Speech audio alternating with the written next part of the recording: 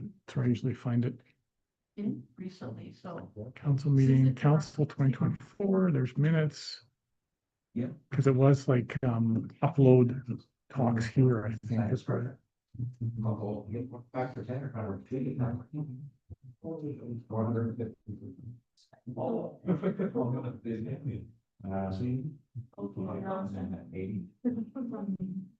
It's where.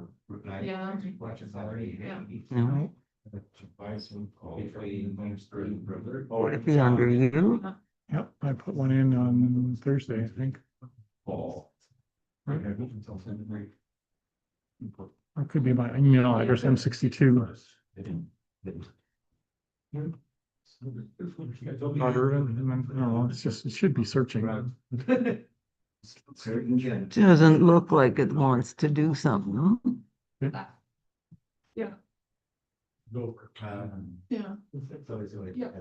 I usually go shared with me and then Why don't we see? Hunt around. yeah, and then folders or. 6 4. Folders. One minute, Where the hell? not in a minute. folders? Folder, let's try council Yeah. 2024. Just. Okay, and then upload talks here. I usually, I park on the other side of. There it is. We are. I think Did we're, you upload it? Yes. Okay, then Okay, it, so it should be here. so we could, okay, Get rid of that. yeah. Should have got my little mouse. I have a And mouse. where Do you wanna is, use it? well, Use the little mouse. Yeah. USB ports do you have? Pardon me? How many USB ports do you have on that computer? Probably one. One. Can How I many put it- do you wanna use the need? mouse? I need, You need one? I need two. You need two. Two for one for this, one for camera. Oh, boy. Okay, We got a hub. we got a, So where do we get, there's another, Prepared. should be another file here with Gales, right? Yes. We can leave it open and sitting on the desktop. What's I new? hope this will work. Okay, I'll try that baby. Okay, and this These should be deleted. is the USB. This is USB-C on this side. Is there USB-A on that side? Yeah. Okay, here you go. Does it help to have a mouse? Because I brought you a mouse if you want. Well, I'm gonna be using it, but yeah. Okay, One for this. So where's Gail? I think I'll just, stick it in the hub here. Hopefully, Hopefully. hopefully it lights up. Does it light up or is it? yep. All right. We're cooking.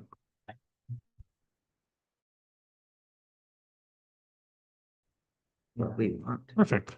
Okay, and now we should have a mouse to work with here. Go. Sorry.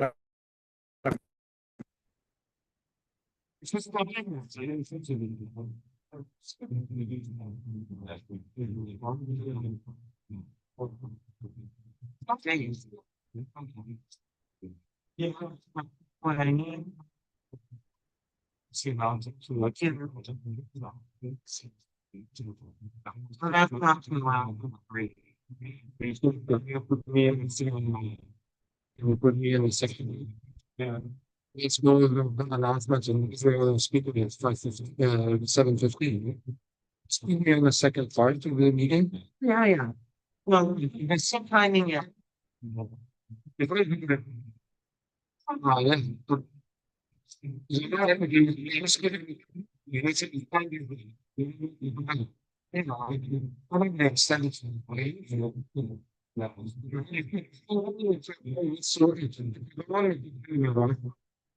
Then we I don't know if you sides.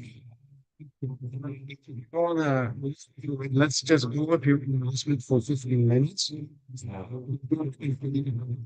we go to the listen to the main speaker. Because this is around 7:15. Then we can definitely go up with you know, so there's those meetings. We have to host in Vienna. So this is you. Okay. Passport.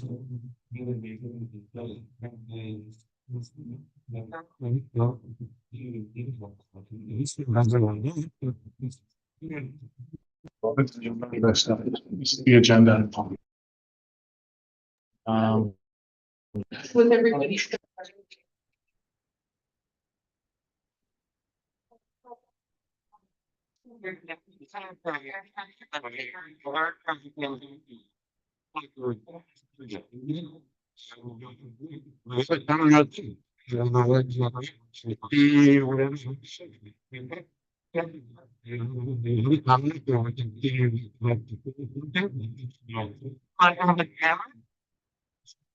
Yeah.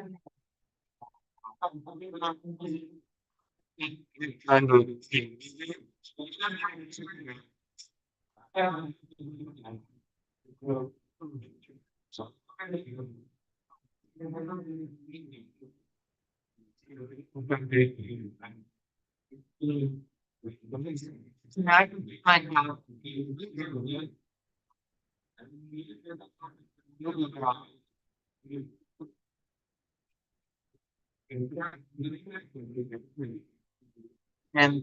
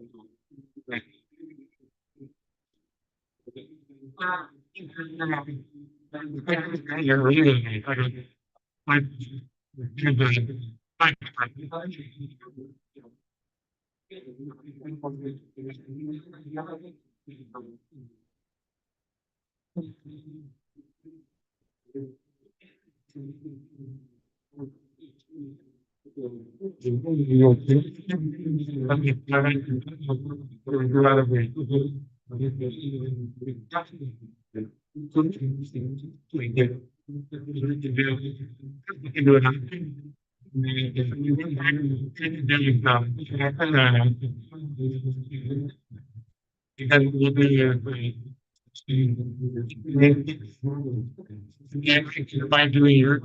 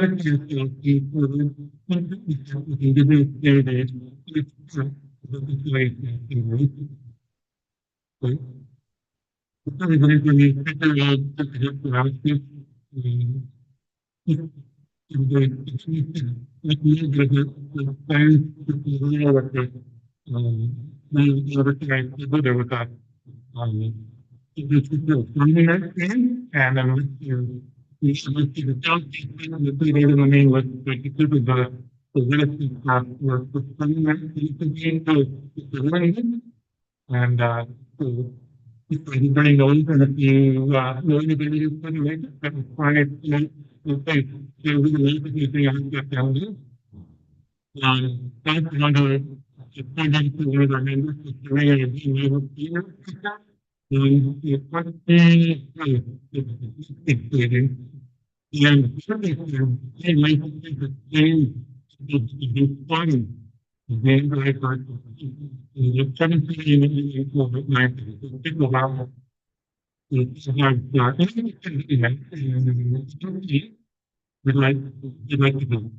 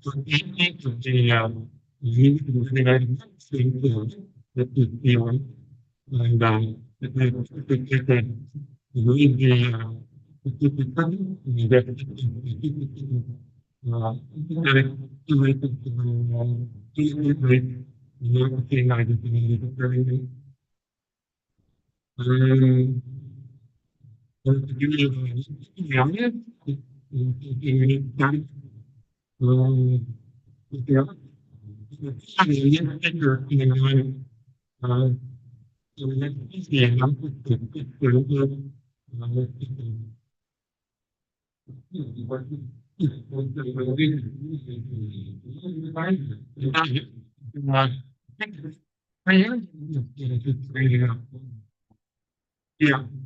Yeah, you have started to get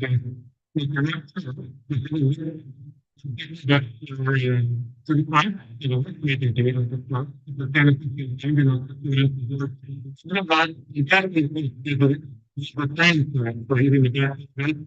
And the kind of handle it. You put that then the data that you know, but it we think that people continue in that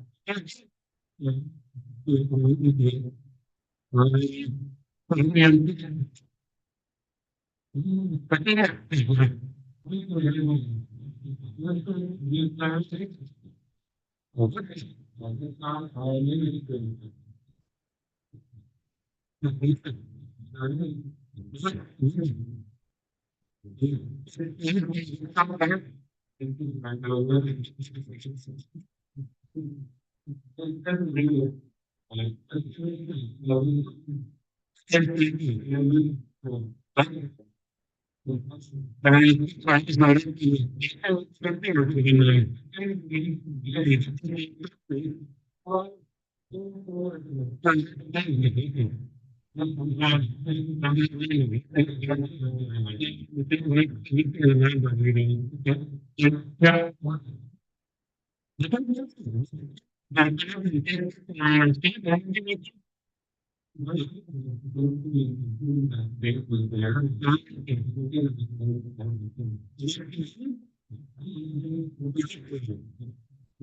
Actually, you know,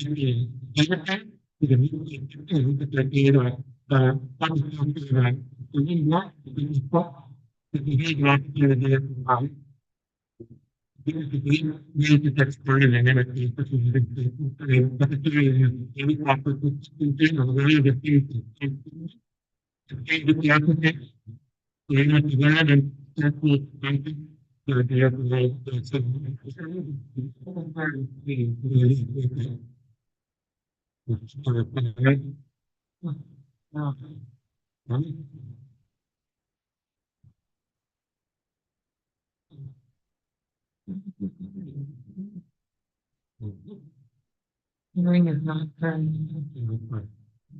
Right.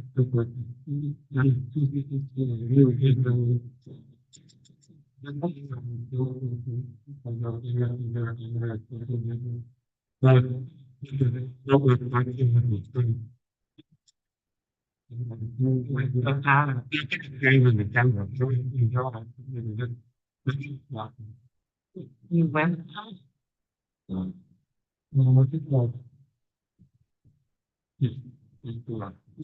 Oh, now it's. So you found it, or we're getting the next. Yeah. Does that mean that we're gonna hit? But I'm saying, I'm for it, because we're in the front. So, they're trying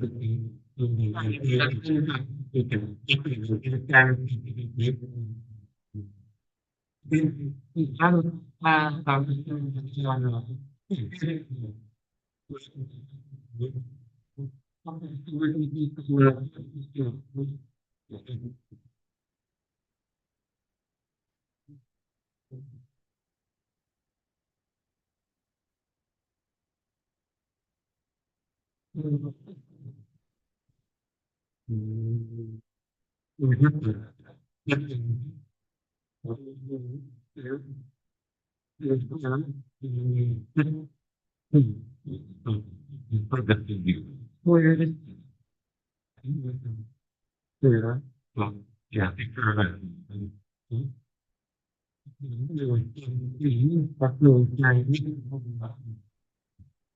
Yeah.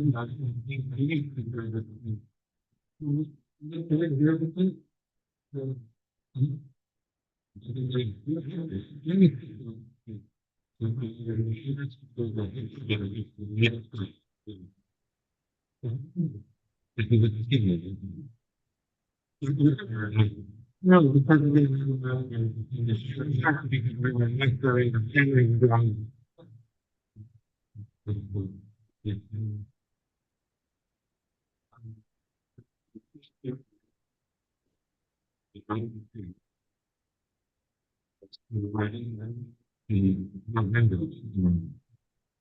It's not ideal, but can you hear me clearly if I'm speaking?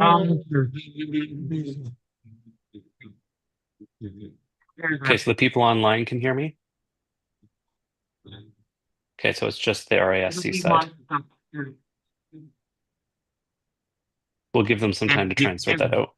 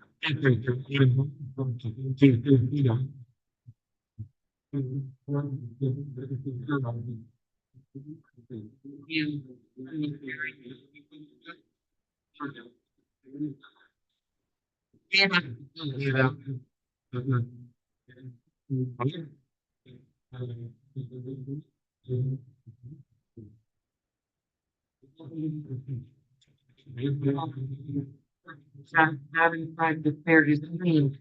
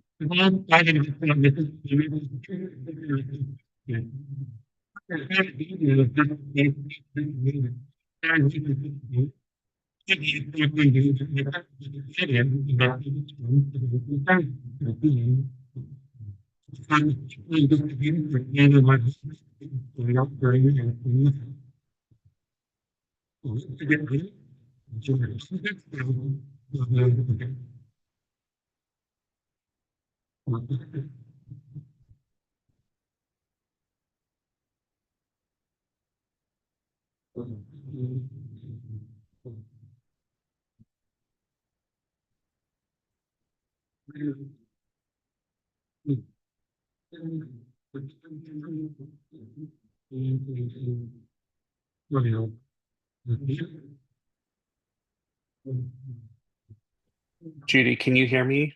Is it clear on your end or garbled?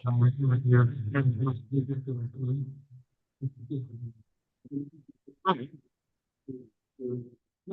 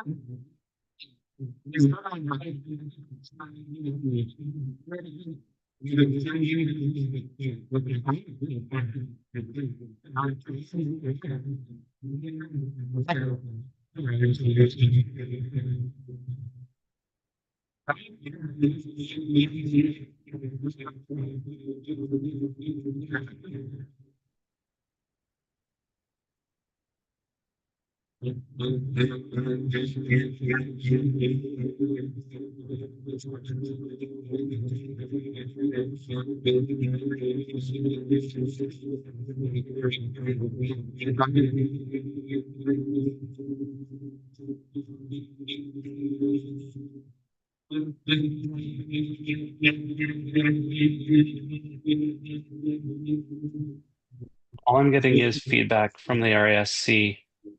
If you guys can hear me clearly, can you put it in the chat?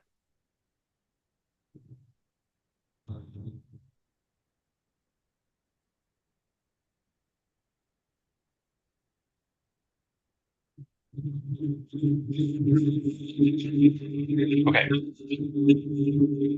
perfect. Could I ask the RASC to mute because I'm getting a lot of feedback? And we'll roll ahead. And I guess when we get to questions at the end, we'll just have to type and do it the old-fashioned way.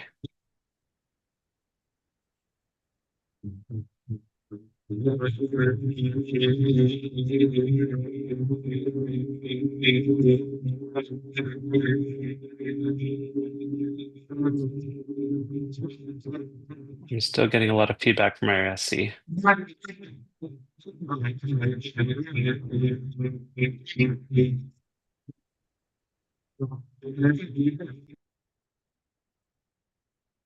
Perfect. All right.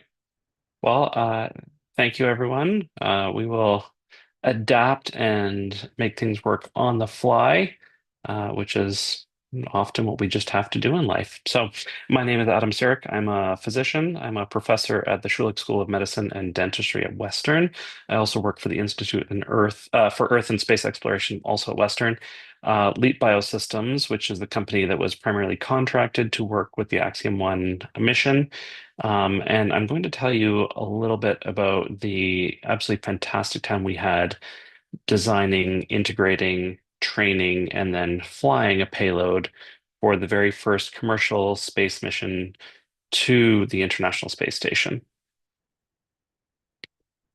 So Axiom 1 was what they heralded as the beginning of a new era. So this was the first privately crewed mission to the International Space Station. And there have been a lot of people who have paid money to go to space, and this is one of those crews. What they did differently was that they didn't just go as space tourists, which, to be entirely honest, this is probably what I would do. I would pay whatever money, if I could afford it, to go and sit and look out the window and have a great time. This crew was unique in that they wanted to do the same things that astronauts did. So they trained. They went down to the Johnson Space Center. They had to learn emergency systems for the International Space Station. They need to learn how to clean the space station, to be able to vacuum, to do the routine house care that is required in space to truly have that experience of being astronauts on the space station. So this crew existed with 4 individuals. So the commander is Mike L.A., who was an astronaut who retired and then became one of the astronauts for Axiom Space. The pilot was an American, Larry Connor. The mission specialist who we were predominantly involved with was Mark Pathy, a Canadian from the Montreal area. And they had another mission specialist, Etienne, who was from Israel. And these 4 individuals spent the better part of a year training together, learning how to go to space, learning the systems of their spacecraft, learning the systems of the International Space Station to truly become private astronauts as opposed to space tourists. So this mission, as with every space mission, this was a push, a push, a push, and a push. So they were originally going to launch in the January, February timeframe. It pushed all the way out to April, and it was supposed to be a 7-day mission, and it spent much longer than that in space. When you think about the advantage of this for the paying customer, for example, this was a good deal because they got double what they paid for. But this also then meant that all of the logistics, all the planning, everything else had to really shift and adapt based off of just the realities of orbits and opportunities and landing sites and many other things. So this crew launched on a SpaceX Falcon 9. It was Crew Dragon Endeavour, which is a fairly famous capsule unto itself. They launched from the famous launch site 39 Alpha from the Kennedy Space Center, and they had a launch mass of just over 12,500 kilograms. This was a big rocket on one hand, but a very small rocket on the other. The individual who we were predominantly involved with was the Canadian. And so when he decided to go to space, it, again, as I said, was not just about going to space for the sake of being a tourist looking out the window. This person really wanted to do something more for all of humanity and make this mission mean something else. So he contracted us and worked with us at Leap Biosystems, where we're a bunch of physicians and engineers and scientists and previous spaceflown astronaut to think about what could be done that would be meaningful science that could be done in a very short duration that would add to the body of knowledge and add to the value of space exploration and to humanity on the ground. And so our task was to work with all of the various academic institutions across the country and come up with a really unique payload that focused on his theme, which was caring for the people and caring for the planet. And so you can see with that list of logos there, I mean, this really was coast to coast. We had, the Hospital of Montreal, the Children's Hospital. We had Western, we had McGill, we had Calgary, we had Simon Fraser, we had the Royal Canadian Geographic Society. We had really a coast to coast involvement. And we had not just academic institutions, but also NASA and ESA and the Canadian Space Agency all represented and involved in this trans-governmental, trans-academic, trans-industrial platform and project to really create valuable science and interest that would bring a lot of value back to space exploration and technical capability for future space missions. This was very unique. This had not been done before. And so we got to design this mission. We got to, take all the science, pass it through the research ethics board at all the different institutions. And then once it passed the university institutional board, we passed it also through the NASA IRB because it needed to be certified to go to space and everything had to be space certified as well. And then once all that was done, we had to break those protocols down and rewrite them for space. It was fantastic working with these amazing academics on the ground, but their science was very terrestrial based. There were elements of their research protocols that were valuable in reality in one gravity, but not in microgravity. And so we had to rewrite a lot of the protocols and work with the PIs very closely to make sure that what was being done was adaptable to the space environment. And then once that was done, we had to field test it. And so part of that was testing. The other part was training. So then when we got to space, this was not the first time that our astronaut was doing this. So we were down at the Johnson Space Center as part of the training cycle, and we would be in Building 9 where they have the large mock-up of the space station. And we would train the astronaut on everything that needed to be done. And I mean, you can see this was mid-COVID, so we are all masked up because we don't want to infect our astronaut before they go to space, and everything had to be done. This was, not just like the bottom left corner, you see the firefighting protocols. This was also, using virtual reality and how to figure things out in space, how to actually work in the cupola to capture things and to take pictures and to really target objects on the ground. The astronauts also had the opportunity to fly on the Vomit Comet and to experience microgravity for very short durations in parabolic flight. All the different things that regular astronauts would do in a very tight and compressed time frame prior to them going to space. Once the training was complete, and the launch slipped and slipped and slipped and slipped, as is happening in space. We then had the opportunity to go down and provide real-time launch support. So we were down at the Kennedy Space Center in Florida. In the first picture, I mean, you can see us standing at the top of the launch complex, just in front of the giant vertical assembly building, vehicle assembly building, and we were able to watch our astronaut and our payload launch to space. The reality is that most of the tools and the equipment that we needed had actually been launched back in October the previous year. Just the reality of the cycles of sending things to space meant that that's when those things need to be packaged, sealed, delivered, and they actually got shipped to orbit. Now, it's really neat, and you'll see in the next moment, and I'm hoping the video will work and be clean because I know we're having some audio issues, but like the launch complex, the area is huge. Where we were standing is on top of this, very important building down at a very cool site, but we were on the edge of the kill zone. So we were just at the edge of the space where if this, Falcon 9 exploded, bad things would happen to us. And we all understand the physics. We've thought about this, but you see something take off, light travels faster than sound, fair, and then there's a concussive shockwave. But we really got to experience. And I'm going to show you a video where you can see the rocket launch. You will then have many seconds delay before you hear the sound, and then you're going to hear the buffering on the actual microphone where the concussive shockwave starts to happen, and we could feel the shaking in our bones and in the building as the building is rattling from the power of this Dragon launching. The Falcon 9 is a very impressive machine, and if you look closely in the video, you'll be able to see 2 miles further distant is the SLS. We were very lucky that the ship that is going to be Artemis 2 was actually positioned just 2 miles further distant from our Falcon 9, and that dwarfs this Falcon 9 in the video.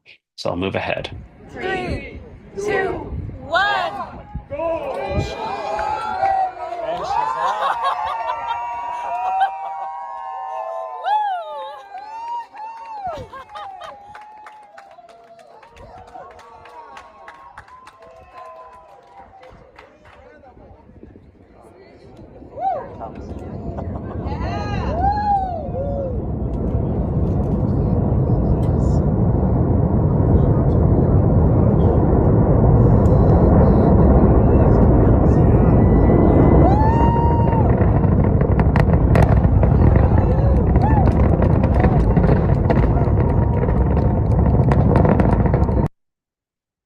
So if you haven't had the chance to go and see a rocket launch, I highly recommend it. And it is just unbelievable to see this thing, and it is moving so fast. You don't really get it until you then hear the noise, and then, as you saw in the video, seconds later, feel the noise from that concussive shock wave. It is hugely impressive and an absolutely fantastic sight. Once the launch happened, though, the work was really just beginning. So we launched it to space. We said our goodbyes. We toasted, and then we headed off to the airport, and we flew back to Houston. From there, as you probably know, launch control happens in Kennedy in Florida, and then everything transfers to Houston. The downside for us was then we had to jump on a plane and get across and over to the next state and start to do the hard work. And so we were positioned primarily at the Axiom Control Center, which at the time was in the old building that previously was Wiley, one of the major contractors. And they have since moved, but we would do all of our work from there. We were tied right into the NASA systems. We also, for a number of our experiments, were actually working out of the the Johnson Space Center from the mission control centers, where we had direct comms and connections with the International Space Station for some of the science. But this was our primary job, to make sure everything went well, to be there on console, to be able to answer any question about any of the science going on and ensure that everything went as smoothly as possible, so that during that entire time in space, where every second is lots and lots of money and time and energy invested, would bring back valuable science to help benefit humanity. What did this look like? Well, here in the top left corner, you've got a picture of Dave Williams, one of our team, and Natalie Salino, another of our team, at the Mission Control Center in Houston, connecting virtually with the space station. And Dave is wearing the Microsoft HoloLens 2 goggles. And so one of the technologies that I'm going to talk about that we did in space was we demonstrated two-way holoportation. So Star Trek level holograms moving back and forth between the ground and space for real-time communication. And I'll mention this again, but when you think about astronauts being deployed for 6-month durations to the space station, or soldiers being sent overseas, or people working on ocean rigs, the ability to have a virtual presence where a hologram can come and sit in the living room with their family. It may not even be dinner where you're all eating together, but even just sitting and having a family get together is hugely beneficial for the mental health and well-being of these individuals.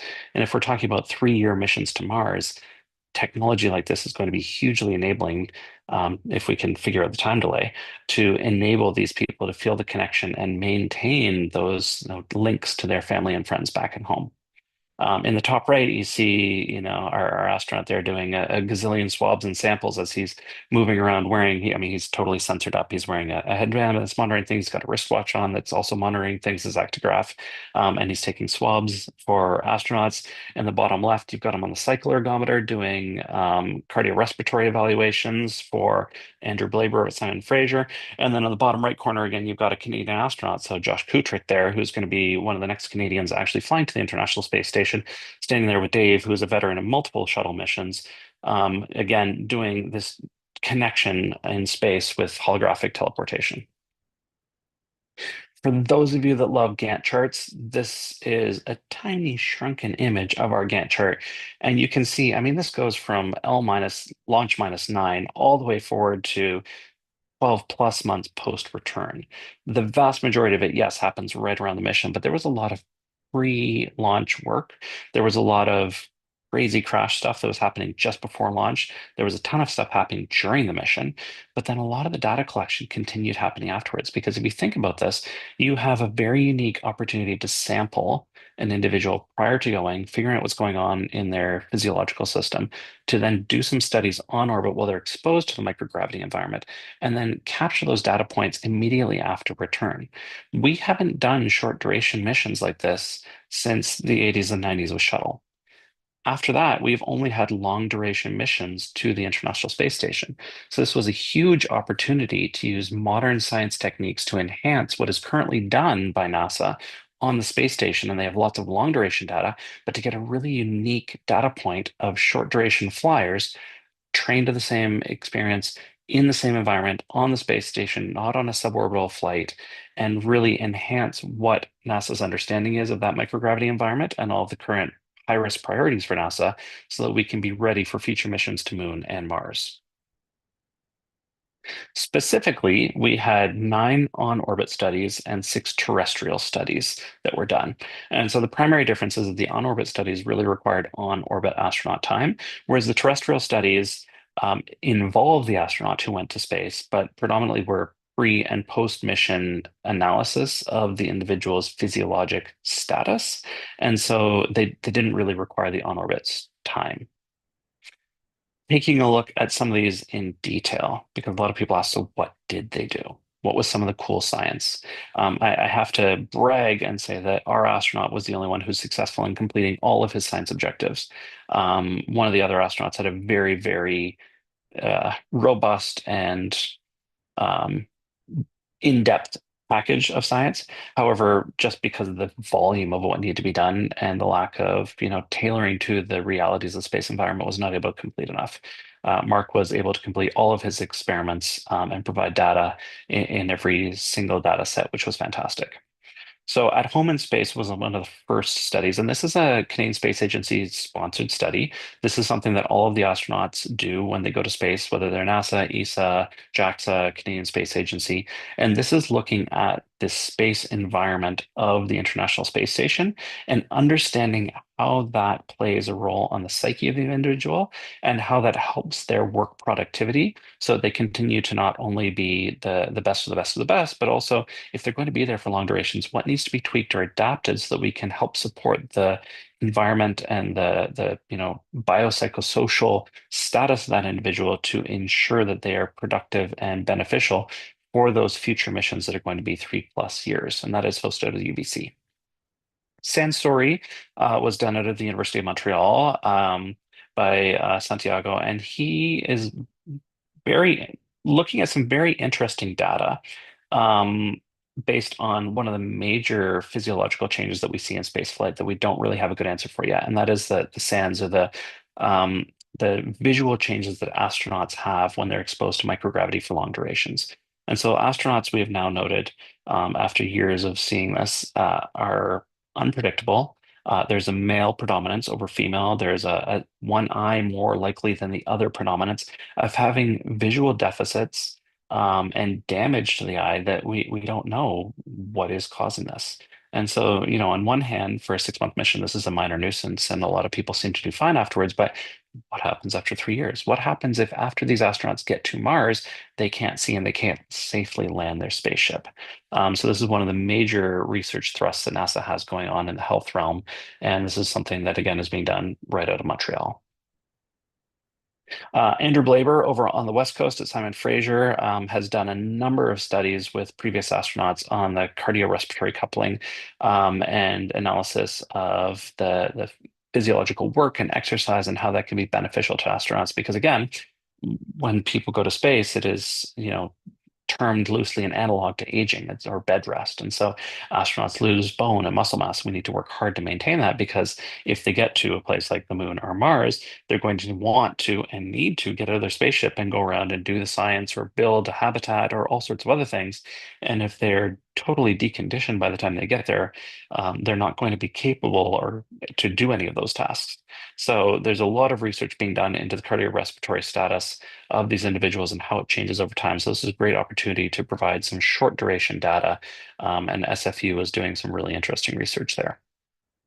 The BioMonitor is a really interesting piece of technology. And so Carolyn McGregor is a fantastic researcher out of UOIT here in Ontario.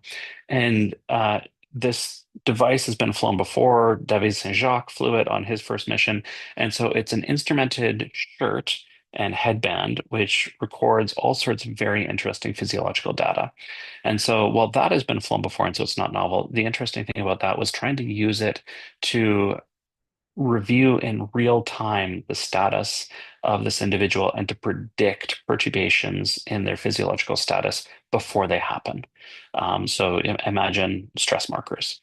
What could happen? Is someone going to do poorly, or are they going to do well? And Carolyn has done some fantastic research out of sick kids and has actually demonstrated with this sort of physiological monitoring, they can predict neonates in the neonatal ICU having a negative outcome or an event that requires nursing or physician intervention prior to it happening, so that the care team can be there and save the child before anything happens. So the same sort of data monitoring and real-time data integration with a lot of AI done in an astronaut in real time with that sort of biodata collected. Sleep and microbiome with Dr. Evelyn Constantine, again, out of Montreal and McGill. A lot of really interesting data based off of the microbiome. This is one of the more challenging things to capture, because how you collect your microbiome is from various sources and orifices. And I'll leave it to your imagination to figure out the various ways of collecting all of that data. We have a great picture of Mark here in front of the -82-degree freezers. And so coupled with the collection of the samples, was also, some documentation and actigraph monitoring of sleep and a determination of sleep efficacy and quality.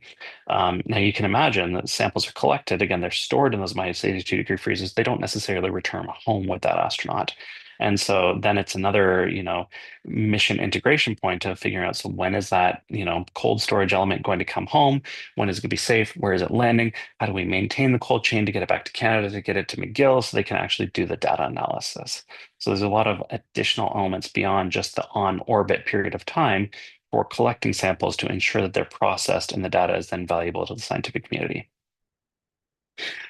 Short-term microgravity exposure and pain sensorium was done by Pablo, again, at a Montreal Children's Hospital. And this is a really interesting experiment, which really focused on children's pain, predominantly for improving care of cancer patients and pediatric cancer patients. And so we know that there are a lot of normal physiologic changes, and I say quote unquote normal because the human body isn't really designed to be in microgravity, but there's elongation of the spine. Astronauts are a couple inches taller, and that unto itself causes pain just because of the stretching of the tendons and ligaments, the changes of the bones and the discs between the vertebrae. And so we have a lot of these changes that do cause minor pains in astronauts. And there's some very interesting data being collected to figure out, how do these changes in microgravity cause pain and what is done to sort of adapt to it, and how can we use some of that information about the body's physiological change and adaptation to then say, okay, in this new state, how can we tamp down that pain, and maybe can we apply this to pediatric cancer? I'm going to highlight Western predominantly because I'm Western faculty. We did a couple of projects.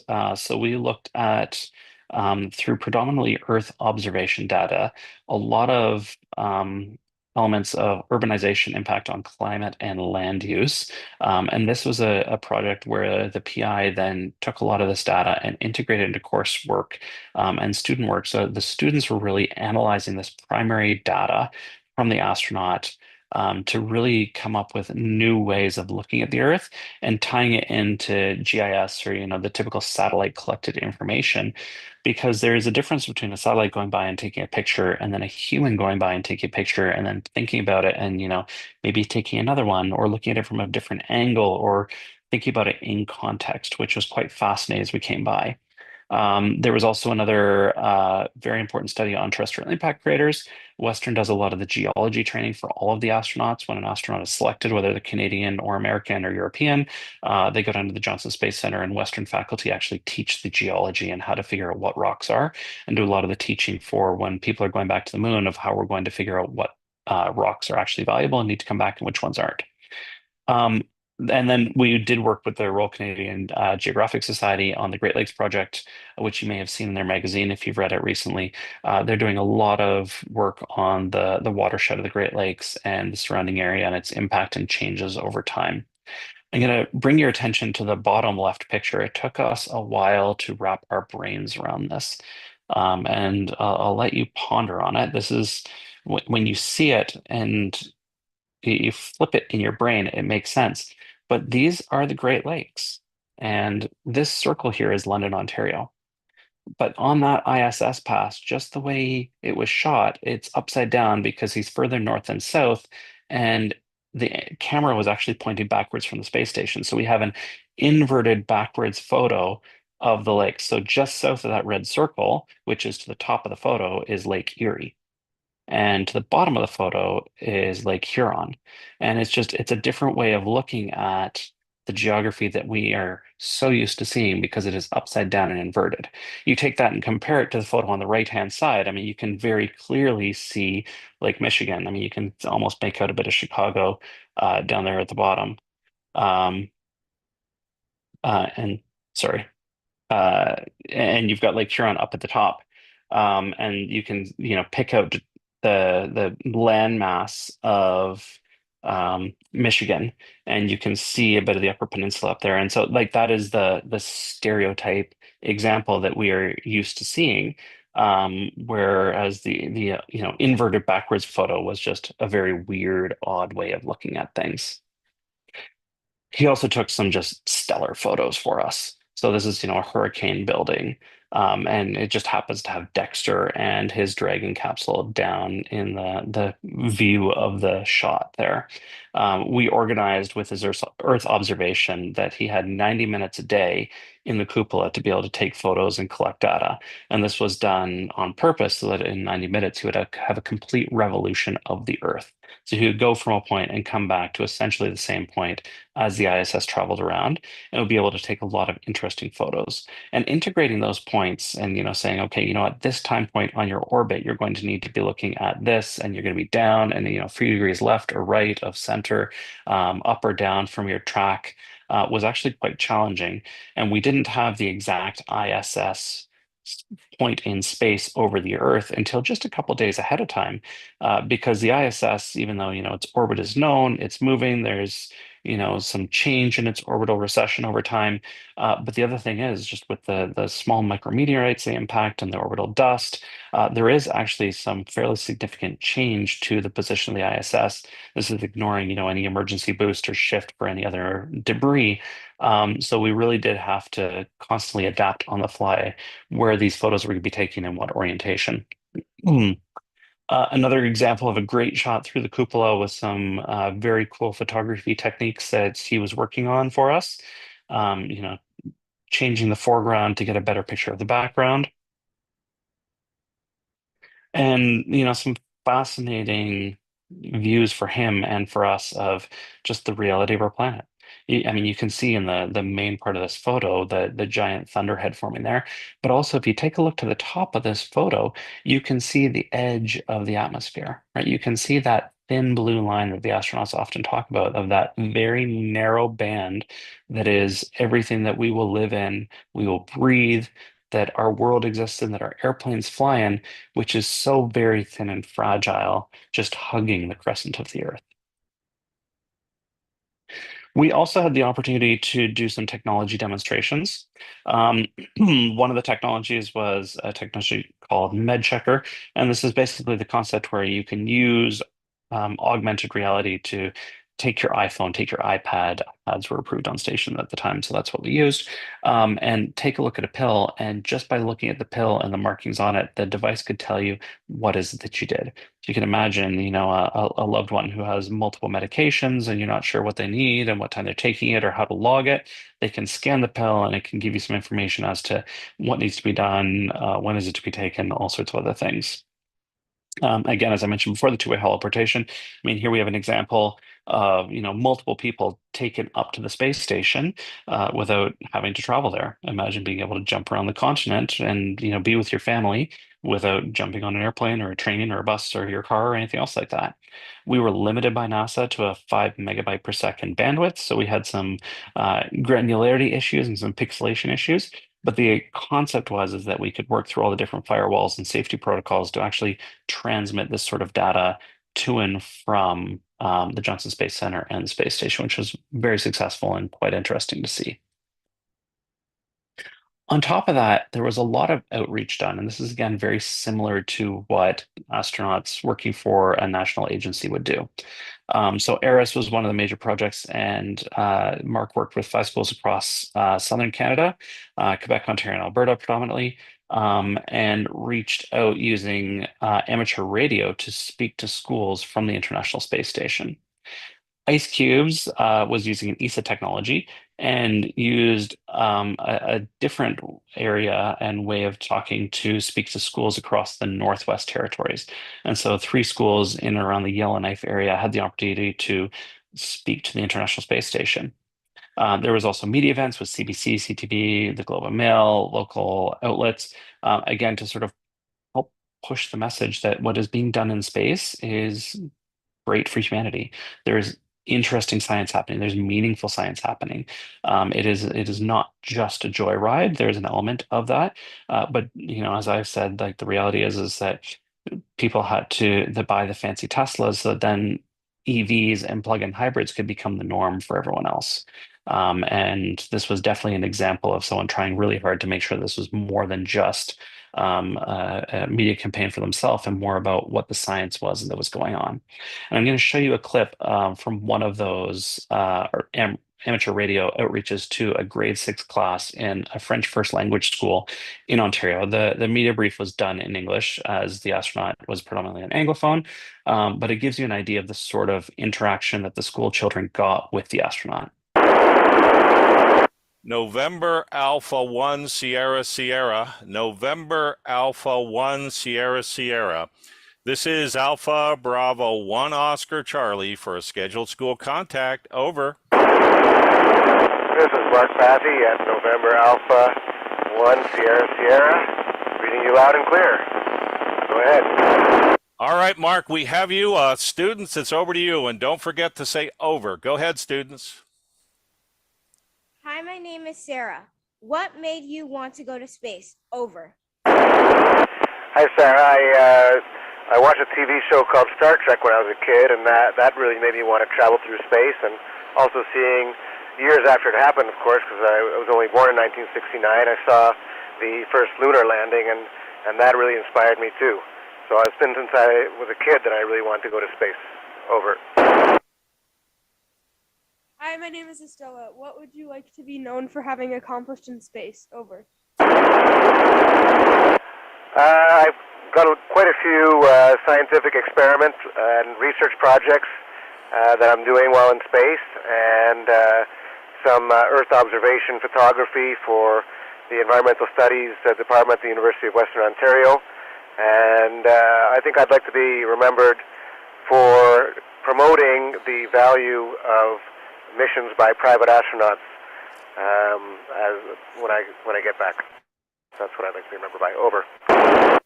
Hi, my name is Jan, and my question is, what do you miss most about Earth when you're in space? Over. I think I miss my family the most and friends. And then I guess number 2 maybe would be my own bed and food. Over. Hi, my name is Eleni. Which experiments that you will be doing are you most excited about? Over. I'm really excited about all of them, but I think the most exciting I've worked on so far while I've been here has been a technology called holoportation, where you see someone on the ground as if they're a hologram in front of you when you wear a lens, and we just accomplished the first ever ISS to Earth two-way holoportation while I was here. Over. Hi, my name is Claire, and my question is, how long did you train for in order to go to space? Over. Yeah, we probably trained about, it's hard to say exactly how many weeks it was. It was probably about over a total of 7 months. We started full-time last September until we left, although we had done a couple of weeks of training before that. So, yeah, it's about that. Call it 7 months. Over. So I won't watch the whole thing, but it was a 10-minute pass because it was literally horizon to horizon. And these students got to ask their questions, and they were very quick, very efficient, very good at doing it. And you can see from the quality of the answers. I mean, this is something that he thought about. This is honest answers from an individual who's up in space having a fantastic time. And so the kids truly enjoyed it at every school that he communicated with. The work in the mission continued afterwards. So a lot of the technology that was demonstrated, a lot of the science, the PIs have ongoing research. They're using the data set that he's using. The technology was then brought back to Western for the holoportation. We had a bunch of summer students who actually performed the first international holoportation, where they traveled all the way back down to Alabama, and someone from Alabama came up to Ontario, and we joked that they didn't need to get a passport, they didn't need to pay for their airfares, they had a quick vacation over a couple of minutes. And we worked collaboratively with engineers to determine what could be done and adapted. And so this project is ongoing, and they're thinking about, if we're going to provide medical care, and obviously as a physician, I have a bias towards that, what can be done to then, holographically jump into an emergency room in the far north or on an oil rig or somewhere remote and assess a patient. So this fantastic group of engineers are thinking about, well, if people had an instrumented blanket or a suit that they were wearing, could you push on the hologram, and could those taptic sensors pass through, and could you palpate someone's belly and determine, do they have appendicitis or anything else like that? So you could have that feedback, and you could perform a physical exam and diagnose the person from a distance, increasing the capability of care to Canada's remote regions. So really neat, interesting research coming from that. So this was a very fast flyby. I will make the joke of, the 17,500 miles per hour orbital velocity, Mach 25 of the International Space Station.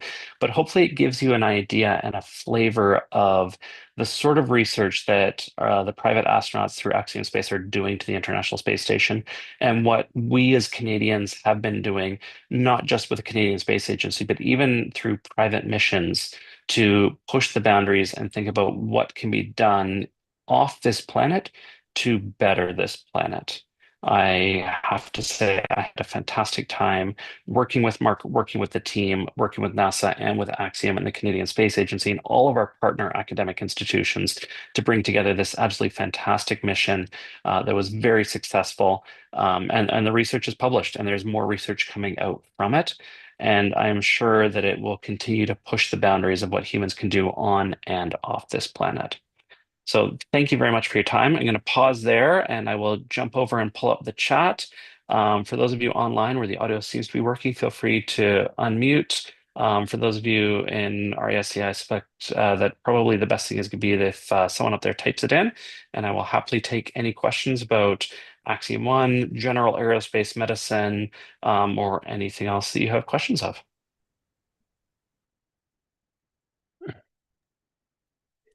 I see our first question in the chat from James, so maybe I'll jump in there. Coordination between the various partner mission specialists regarding the various science experiments done on station. So, great question. It was huge numbers of people interested in doing various types of science. And so there was a big, we can't do everything. We can't fly everything. The general rule of thumb for a cost to put something on orbit is every kilogram is roughly 30,000 US dollars. And the reason I use a kilogram is that a bag of saline is a liter, which is a kilogram. So that's a very expensive bag of salt water. I'm a 72 kilogram bag of salt water, so you can multiply that by 30 grand, and that's just my mass cost to orbit. Moon is obviously exponentially more expensive. So the Axiom astronauts were all aware of each other's science and had the opportunity to participate in each other's science. But again, we had 3 people on this mission from 3 different, very unique backgrounds and countries who had their own national objectives as well, which played a big role in what they prioritized and put their focus on. They also had the opportunity to engage in the standard NASA data set that all astronauts do partake in. And for the vast majority, they all partook in that as well. So there was some coordination. At the end of the day, the astronaut, just as regular astronauts, they determine what they will and won't do with their body.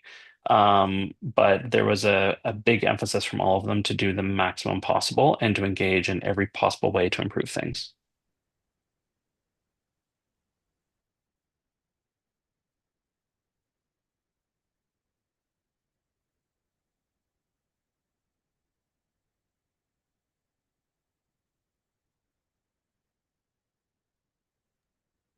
Our poor moderator is going to have sore fingers by the time he's done typing.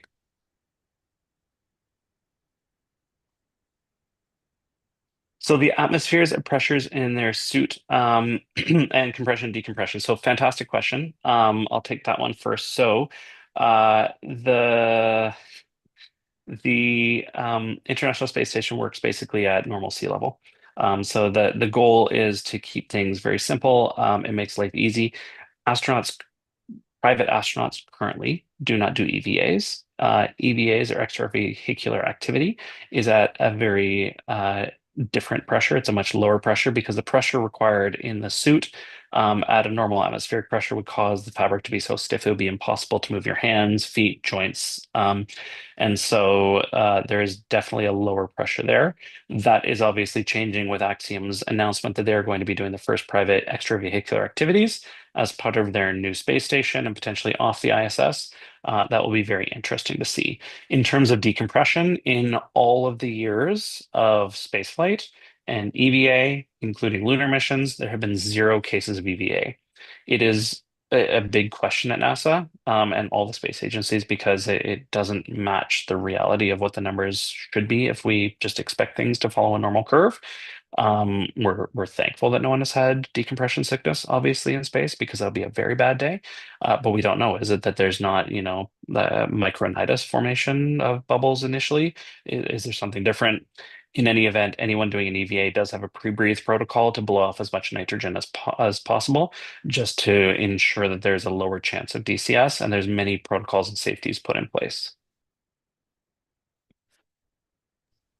So for the question for a short day trip, physical and psychological impacts. So for the physical, take a look at some of the published data that's coming out, specifically of the Montreal area as well. NASA will be publishing a data set, and so there was a NASA grant for private astronauts to have all their data collected and then combined. And so there have been many more flyers for short duration missions to be able to de-identify that data by grouping it all together. One of the difficulties in spaceflight is that, every once in a while, there are people like John Glenn who are very comfortable releasing all of their biological data to the entire world when he flew the second time when he was a senator and slightly older than the average astronaut. But in this case, these astronauts didn't necessarily want their immediate physiological data released. And so it is part of a pooled data set, which will give some sort of idea of the short duration physiologic changes. And again, it's very interesting to compare that to shuttle because the countermeasures that we have now on the International Space Station with the ARED and the cyclohygrometer are very different than the countermeasures that were present in the shuttle era. So while we had 17-day duration missions in shuttle, this is 80s and 90s, they didn't have the same countermeasure tools that we do currently on the International Space Station. So it is very interesting data.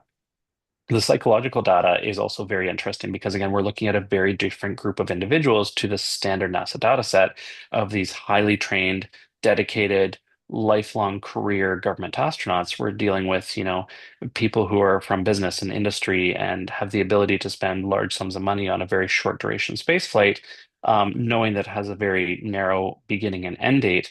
And so their expectations and their desires are very different than what the typical government astronaut is. And so that data set being added to some of the work in the psychological field is very important.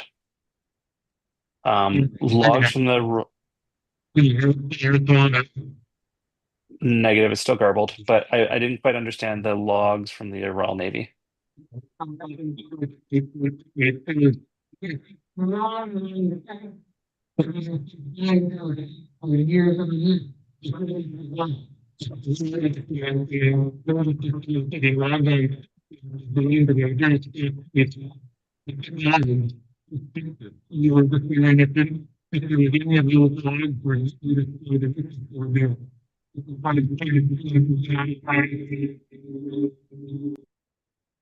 Sorry, online, we can't understand anything that was said there. I'm going to hazard a guess that, logs from the Royal Navy may be related to, Royal Submariner Service or just extended duration naval deployments. There has been a lot of work and there is a lot of cross correlation between military service members and PERS who then become astronauts. And so there's a lot of back and forth in those communities between understanding that deployed, remote, austere environment, some of the challenges of being away from friends, family, working in that high tempo operation, and what's done in space. Definitely confined spaces. And so, yes, confined spaces training is part of astronaut training, even being sent so that the Axiom crew went and they did a remote trip to the Alaskan frontier. And so for, a period of time, the four of them lived in the bush and learned how to operate and work together as a team, because that is very important when in space, that you know your team, you trust your team, you can work well together. Yeah, cost to get mass into orbit is insane. Agreed. We need to figure that out better. Concur. Favoring cyborgs, not sure we're there yet. But who knows what the other technological enhancements will be. The reality is that, yes, we do need a lot of technological enhancement, and it'll be neat to see what happens. The eye damage, it's really interesting. So I am of the camp, and honestly, it is camps at this point in time. This is like level C data, consensus, expert opinion, basically people sitting around a table and talking to each other. There is very poor data. That is actually due to increased intracranial pressure. And the reason for that is some science that I did onto the International Space Station. We measured optic nerve sheath diameter and velocity of blood flow in the eye, which is essentially surrounded by cerebrospinal fluid, so direct relation to the pressure in the brain, and we saw some pretty significant changes. We also do have some data in a number of astronauts of increased intracranial pressure on lumbar punctures when they return back to Earth if they do have symptomatology. But the reality is we cannot do a lumbar puncture in space. One, it's too dirty and the person would die. Two, lumbar puncture requires gravity to give you a column pressure, which is not possible in microgravity because you can't get a column pressure because there's no gravity. So we actually can't measure it. So it will continue to be we don't know, and we don't have a way to measure it. The radiation to high energy particles has been looked at, and it's possible, but then it doesn't explain the variability in the individuals. But this is a huge area of research and one of the very high priority items for NASA.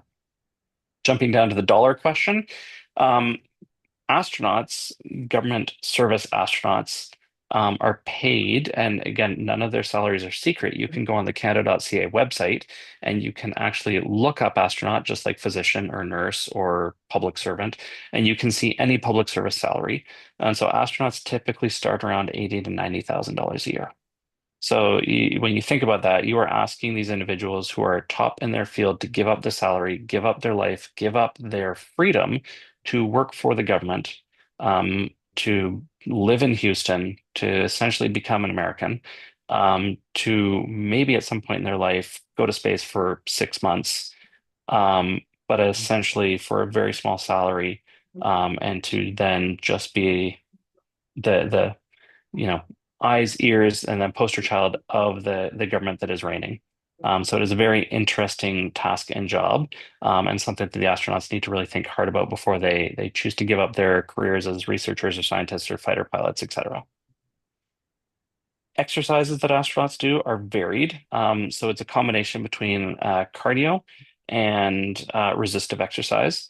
And so we know the cardiovascular system is very important, and there's a lot of changes that happen. It's almost like an accelerated aging.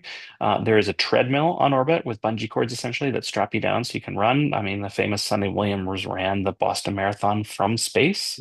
You can run your favorite running track in VR on the astronaut treadmill in space. There's also a cycle ergometer, so it's basically a bicycle, except it is literally two pedals and a box because you don't need a seat because your butt just floats in space, so you don't need to sit on anything in space, which is pretty cool.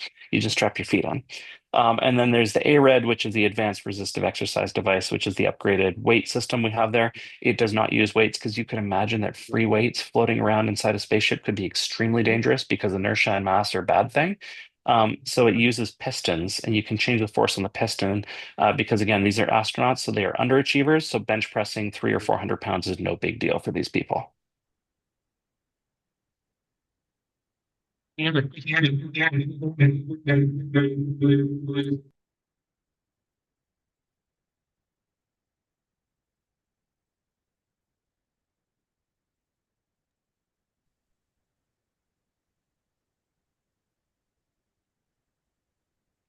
The extent of variability of the four astronauts displaying strength changes. So that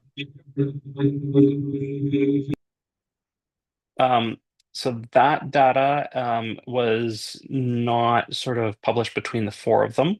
Again, that's part of the larger data set where that was then de-identified and then meshed amongst all the other short duration astronauts so that, again, there would be no obvious changes between the two. And again, I mean, you can see from the initial picture, we have various astronauts in various states of health and very different ages.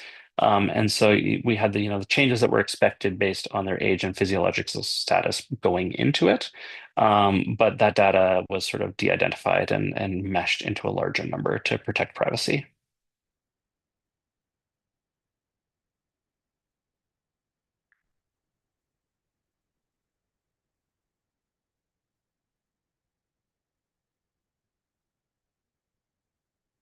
So I was lucky enough in the 2016-2017 period to be one of the applicants and candidates for the astronaut recruitment campaign.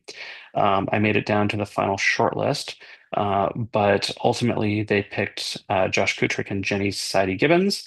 Jenny Gibbons now as the two astronauts who were selected. So I was not selected as an astronaut. So I have had the opportunity to consult for the space agency, but I am not an astronaut and do not have the opportunity to leave the planet at this point in time. We'll see what happens in the future. I am a member of the Canadian Forces. I am a reservist. I have been for 20 some odd years, and I continue to serve as a member of the Canadian Forces. Why? Because frankly, they let me do cool things like fly in the back of an F-18 and take them supersonic. I am crazy. It's certifiable, and I love doing weird and wonderful things. So yes, if they give me the opportunity to go supersonic, sign me up.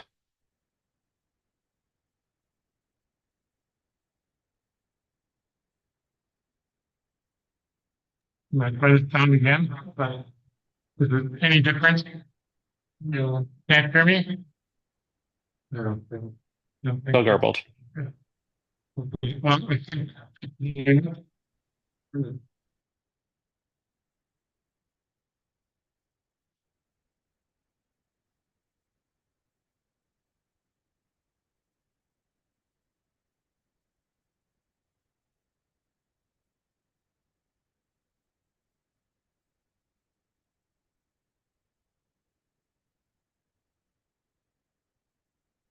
My pleasure.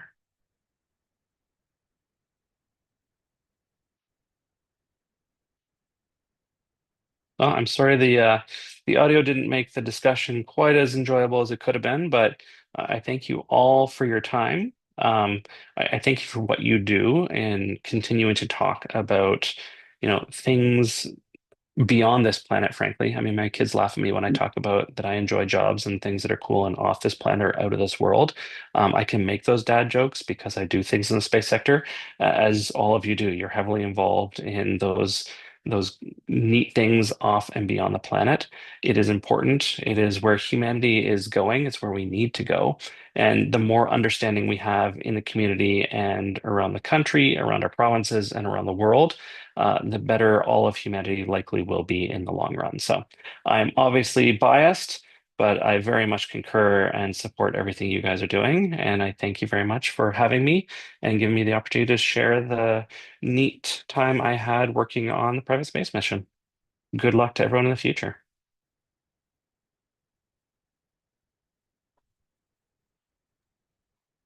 Have a great night.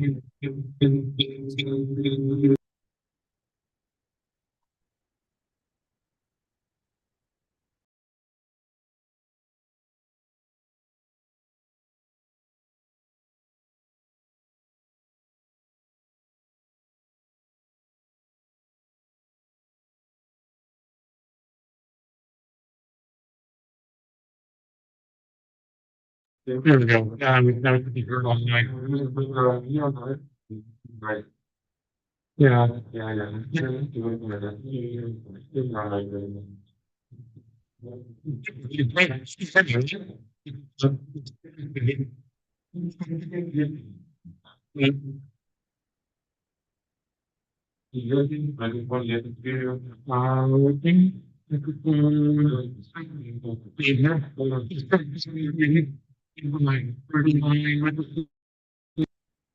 Okay.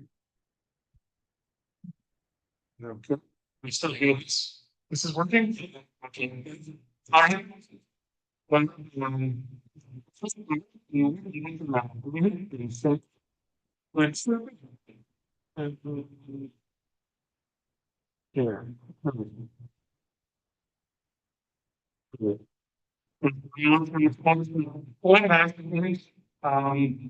Done the announcements. Let's waiting for. We have. We want to.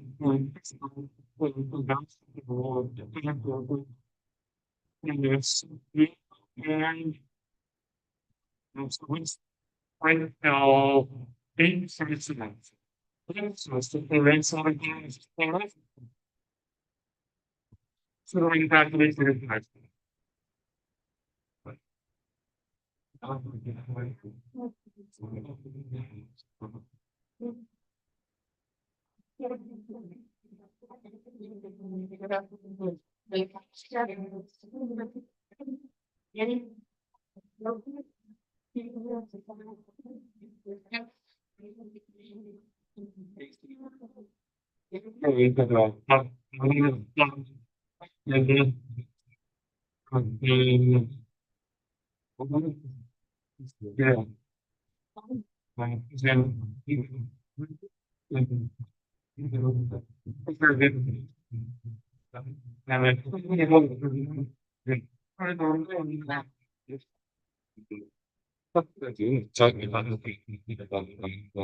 Yeah.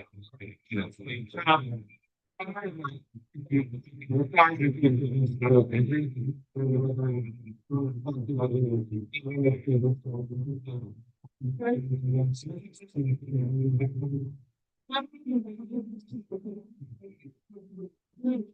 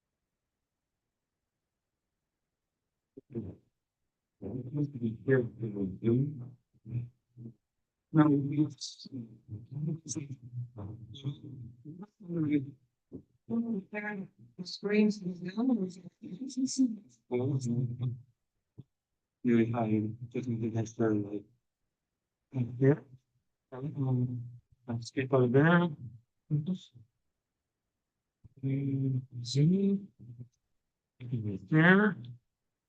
And then we have to share this one. Okay.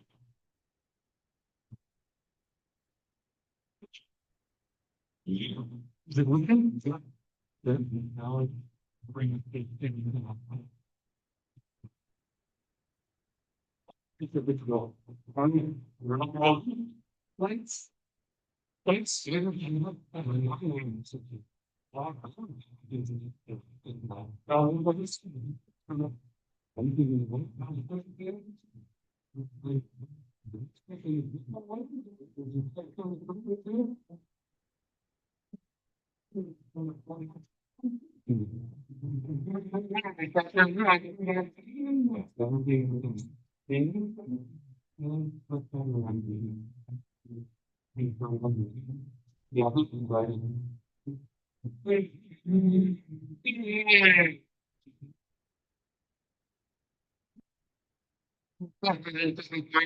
Just sort of giving you that idea of this. As I said,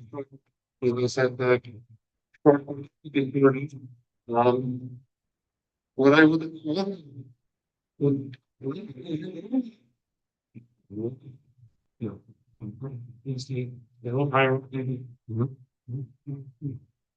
so we really invite everybody. Not necessarily just for photography.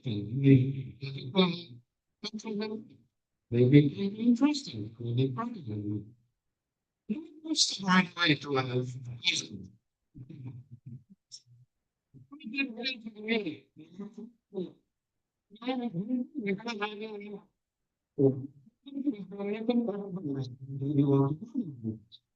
So that's the idea. So, what you just said, well, I'm just gonna present you with that picture of routine, but I'm not going to study to this because I've been a little bit of analysis that comes through photography for good to use over the real world. And finally, I decided maybe I should start doing this again. So I did a little bit my equipment. Then I really tested it, and this was the idea is a big later.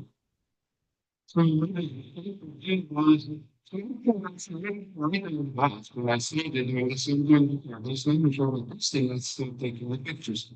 So I set up everything for infrared and then it was as you can see now there's a meeting. And I just make it no, don't play this one.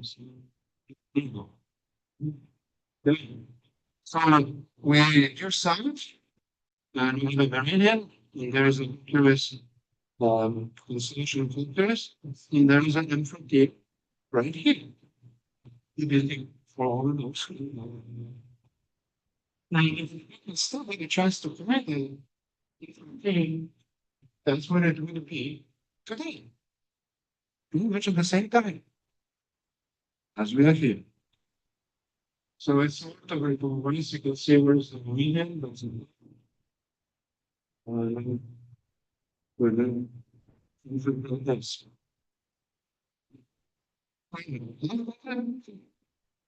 Oops. This. There you go. This and 1714 and that of a greater one transmission.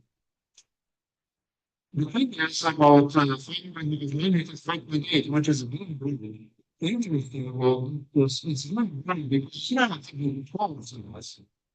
And this thing is about 22 to 25,000 light years. This is one of the he's not again the history. I'm sure this is the most lasting to us. And it's one of the best, basically. And it's also one that really clusters. It's really around our galaxy, around the center of our galaxy. So I don't say this this warning of that feels flavor of $1. So there's no drop in anything to the law. There's a minimum time to take the continents. It really was interesting clusters. This must be things. This for history is 400,000 to about 500,000 stars in that small stuff. What I found as I was doing this for this for the last time. Then once again the stars are with 100,000 what we can see right now. And so they help me see the planet. I want one of the stars in that globular cluster, and you would look the spine, the stars, there would be at least 100 stars visible with the brightest vents. Wow. Very amazing. That is not really it's 45 light years, which is huge. But also you need at least 500,000 stars. Yeah, I found it interesting. And I would want to point something that the clusters in galaxies, that's what really I think almost affordable. So whenever if I'm going to show you something else, it's probably going to be a galaxy. Or maybe an 11 million cluster. So I'm just going to go for a little bit of technical data. So this is about less than 25 minutes. Each minute was 3 minutes, 20 seconds. So this is the total of 75 minutes. There were calculation to audits, other than similarly analysis. Everything is no other program was used. My equipment is to for the copyright 2000 millimeters and it's not very nice than the. One thing down to 9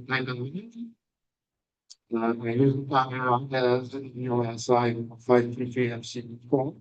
The camera was equal to -10 degrees. Nice on that setup is getting in around with the light telescope. And I added to it on a new zero running boarding and the 9 million coordinating. Acquisition to the Zenabia ASR thing with this new.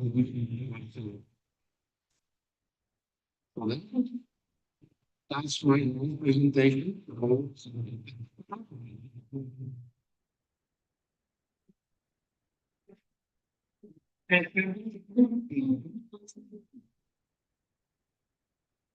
I was the only person who did uniform.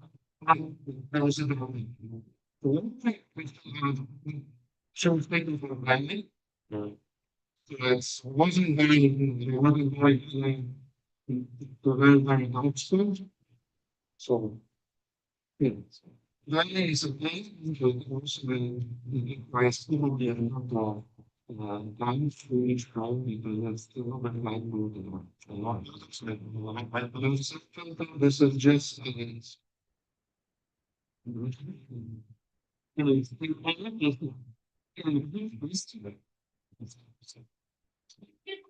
Picture, when did you take?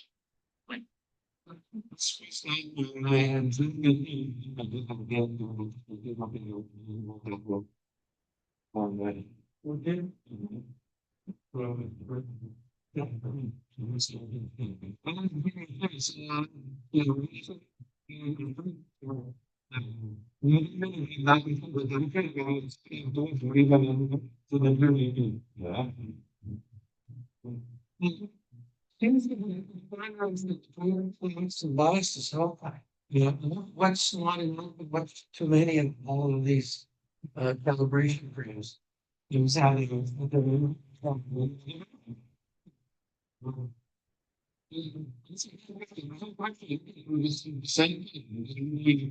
so the really I was functioning straight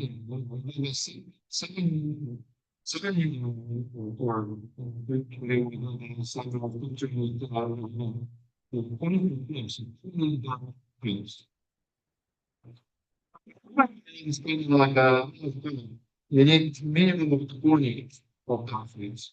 Even if you increase your number of frames. So you can between 20 to 29. If it comes to class, usually it is the better. Somebody will give it for the I don't know what you can get even more or less than it's like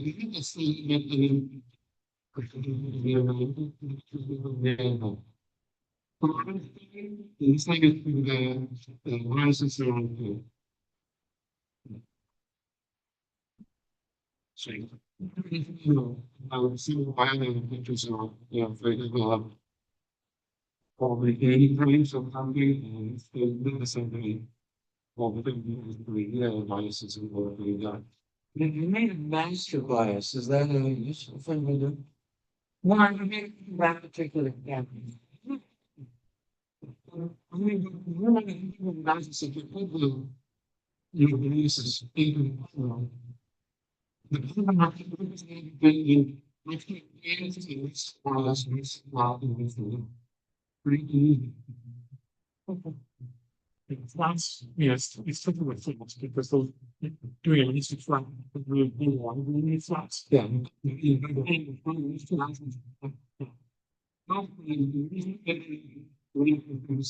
you're doing that same You bet because here's the few we can just I'm looking ahead when you change anything you have without a power. Yeah, yeah. Well, what I did here, I was having to say this. I mean, like when I put this through the saying, I got this going on. Well, I don't know what else you can look here. What's good? Really? There may be many groups. I don't know that would increase the message. But even the image very nice. I need to imagine a token or not anything else. I would think. Even example the wine also do something. You ever find this?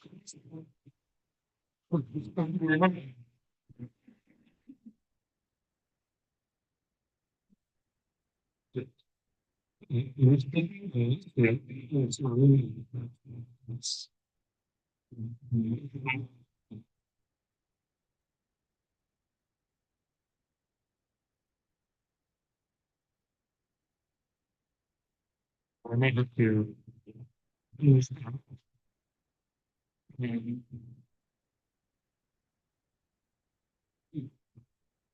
Yes.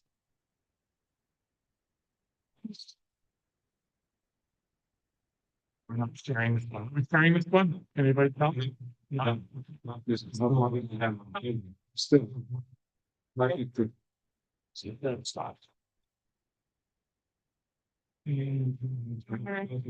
This presentation. Oh, first. Yeah, just put them in there.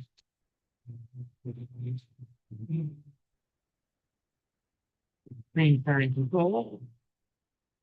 Thank you.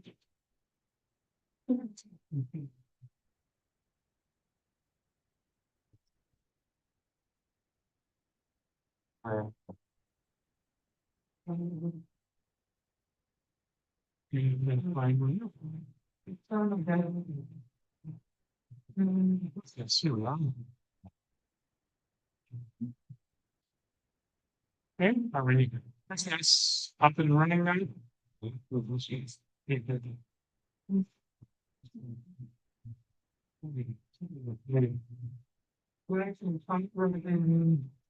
This is. Please tell people in. Wow. You hear me? One of the really famous of the Green Parents. His life was everything but madness and storm of him. He was the son of Zeus, the king of the gods, and of Dana. Dana was the extremely beautiful daughter of the king of Cronus.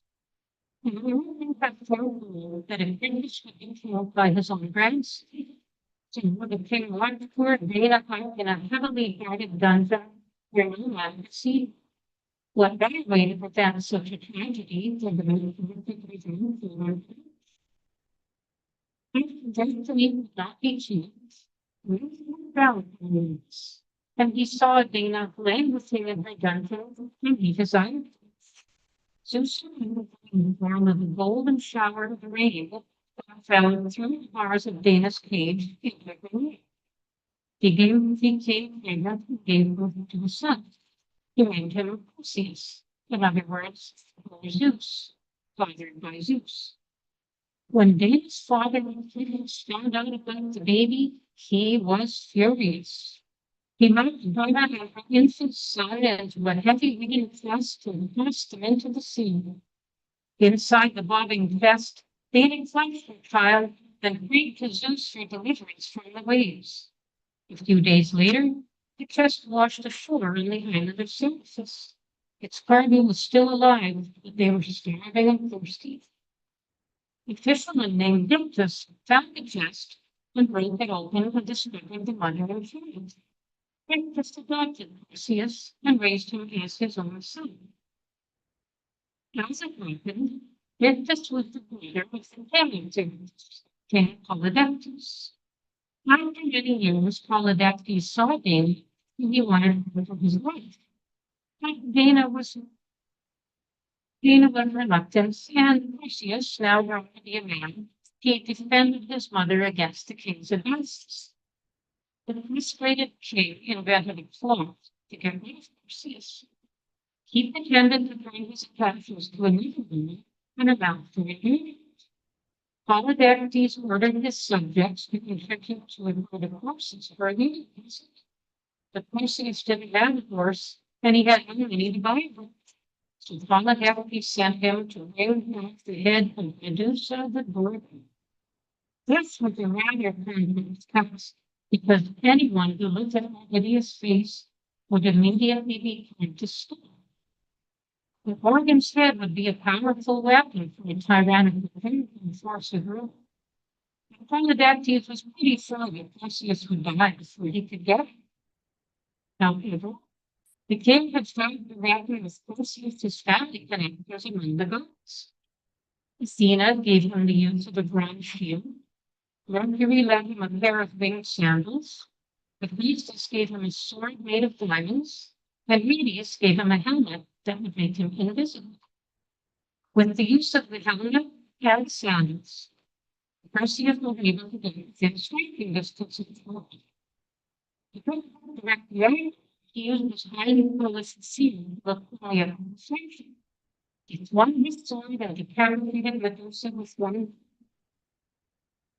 He was on his way back with his trophy to King Polydectes when strong winds began to blow him across the sky. He stopped to rest in the kingdom of Atlas, but Atlas refused him hospitality. Perseus took out his head and turned Atlas into a mountain. This is the origin of the Atlas Mountains in southeast Rome. The next morning, Perseus continued on his flight to go and look up on his mountain, and he came upon a dreadful sight. A beautiful maiden blonde came to a rock on the seashore. The horrible sea monster was swimming into the valley. As often happens in these times, Andromeda finally found. He was a the sea monster,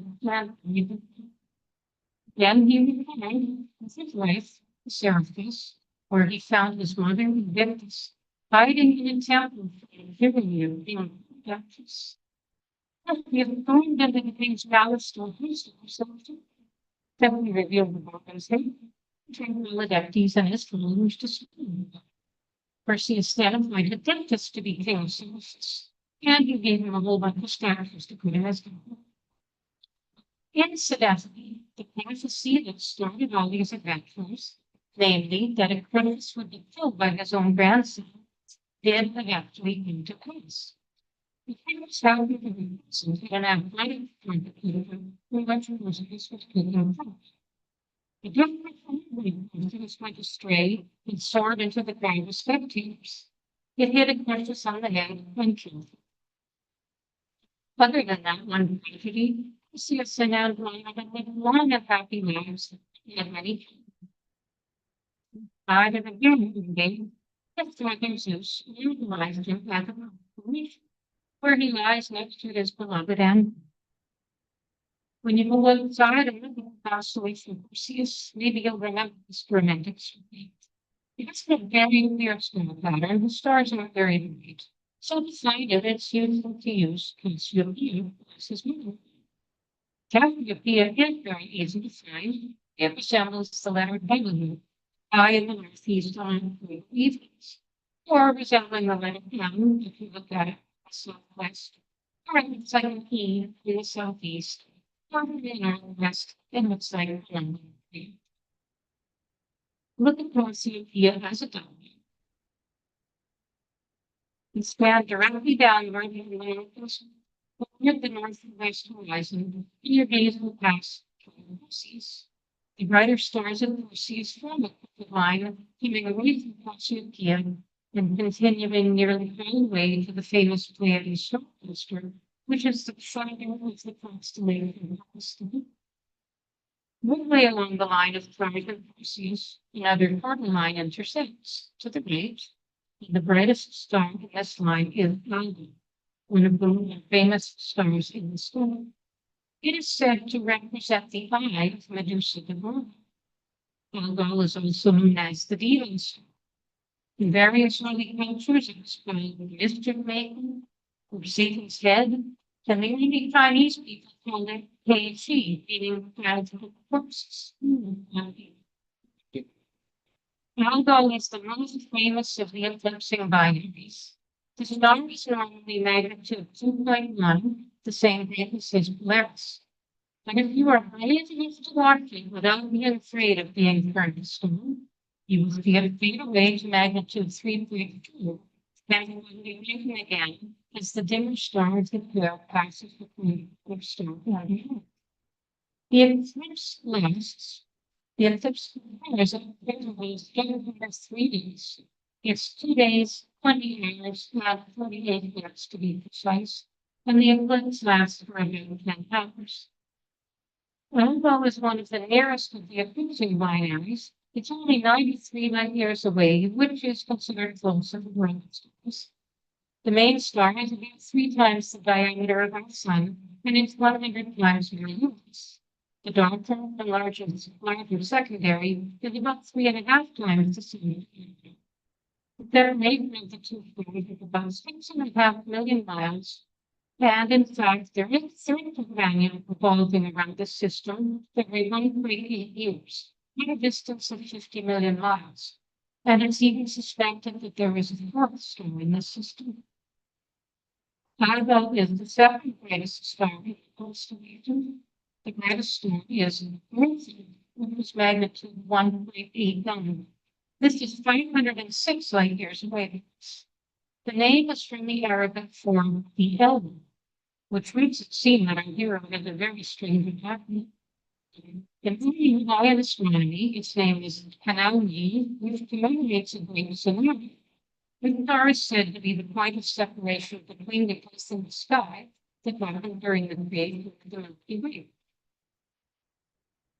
Moonfab is a young brief flame which is in the latter stages of its evolution.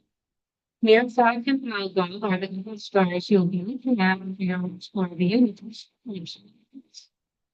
Moonfab is in the middle of a cluster of stars known as Meros 20 or the Alpha Persei cluster or 339. It covers 6 degrees of sky and it's one of the largest open clusters that's visible to the naked eye.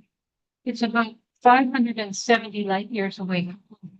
And this cluster is on your Explore the Universe. So you will need to take a look at that. Perseus has the Milky Way running through it, and it has many fine deep sky objects. M34 is a bright open star cluster that's easily found 5 degrees northwest of Algol. It contains about 100 stars and about 1,500 light years away.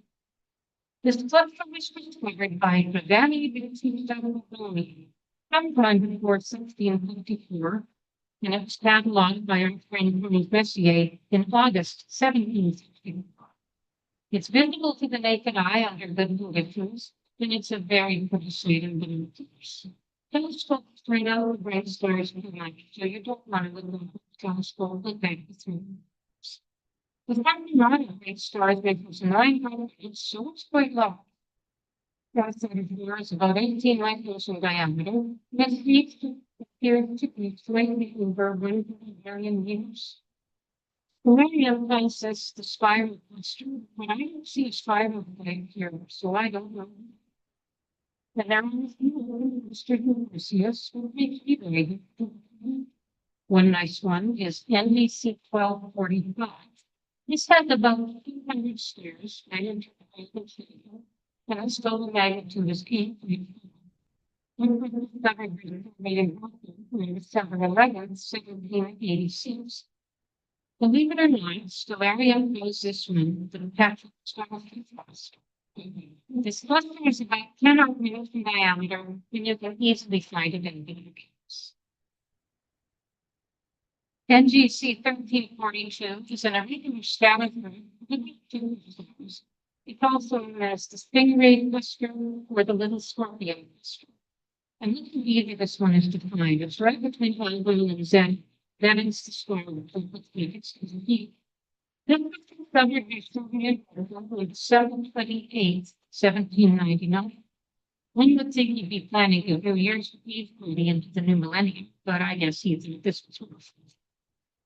Cluster measures 14 minutes across, and its magnitude is 6.7, so you can find it naked eye under a good dark sky. It has been estimated to be about 450 million years old. M76 is a planetary nebula that was called the Little Dumbbell because it looks like a smaller version of M27, the Dumbbell Nebula in Vulcan Flags. It's also sometimes called the Barbell Nebula or the Butterfly Nebula. This is the result of a star that ejected its outer full of gas into surrounding space. When the double planetary nebula, this object's distance is not accurately known. It's estimated to be approximately 4,400 light years. It's way out in the middle of nowhere. I don't know how you'd ever use Perseus to find that. I'd use the stars of Andromeda, maybe Cassiopeia. M76 is the faintest Messier object. Its magnitude is 10.1. It was first discovered by Charles Messier's colleague, Pierre Maffin, in September 1780, and Charles Messier found it 6 weeks later. Within the NGC catalog, it was listed as two objects, NGC 650 and NGC 651. The appearance of M77 is similar to those of 27, but which is M16. The bright part of the nebula is 65 seconds in diameter, and it's covered by a faint halo that covers a region of 290 seconds. The central star is magnitude 16.6, and it has a temperature of 60,000 degrees Kelvin. Do you say degrees Kelvin, or do you just say Kelvin? Well, you will be. M77 balancing object. It's only 40 by 80 seconds, and it's fairly big for planetary. It's such a faint object that it's remarkable that Messier even knew it with his 3-inch telescope, but he didn't have the light pollution that we have. Another faint object in Perseus is NGC 1499. This is an emission nebula that covers 360 minutes by the 40 minutes. The carbon magnitude of 6 is spread over the entire surface area. It's extremely difficult to see. Exactly. You're ready to really good to see. You'll need a hydrogen on the filter and a really good sky, but honestly, it really needs some time to bring it. These guys are lifting a meteor, and they really like this one because of me. See, it's as one of the newest meteors. It has a very long duration from July 23rd to August 22nd, with the peak on August 12th and 13th.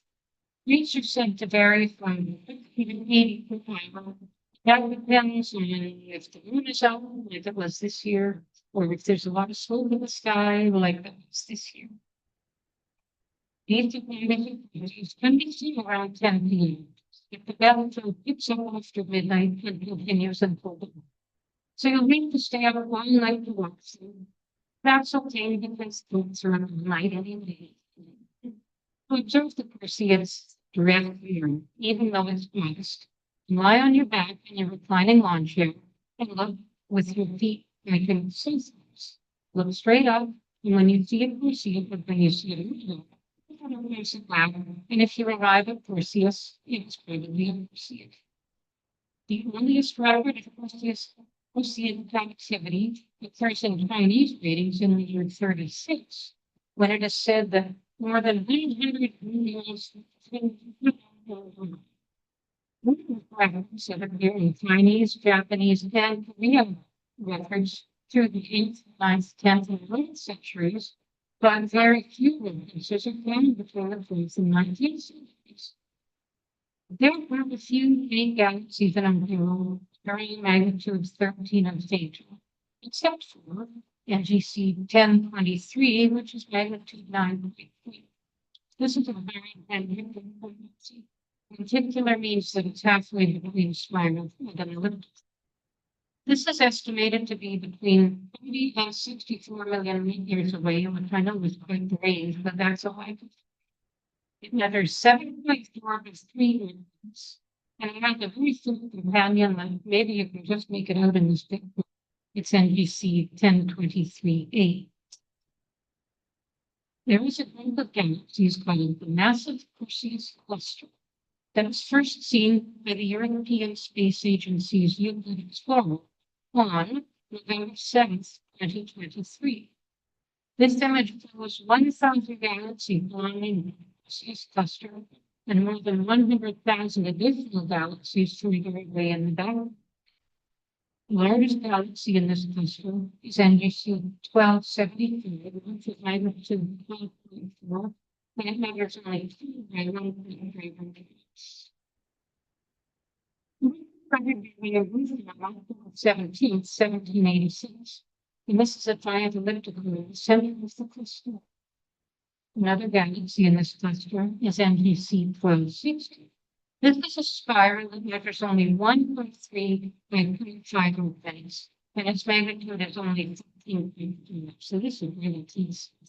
It's about 450 million light years away from us, and it was discovered by Guillaume Bourgain on October 19th, 1884.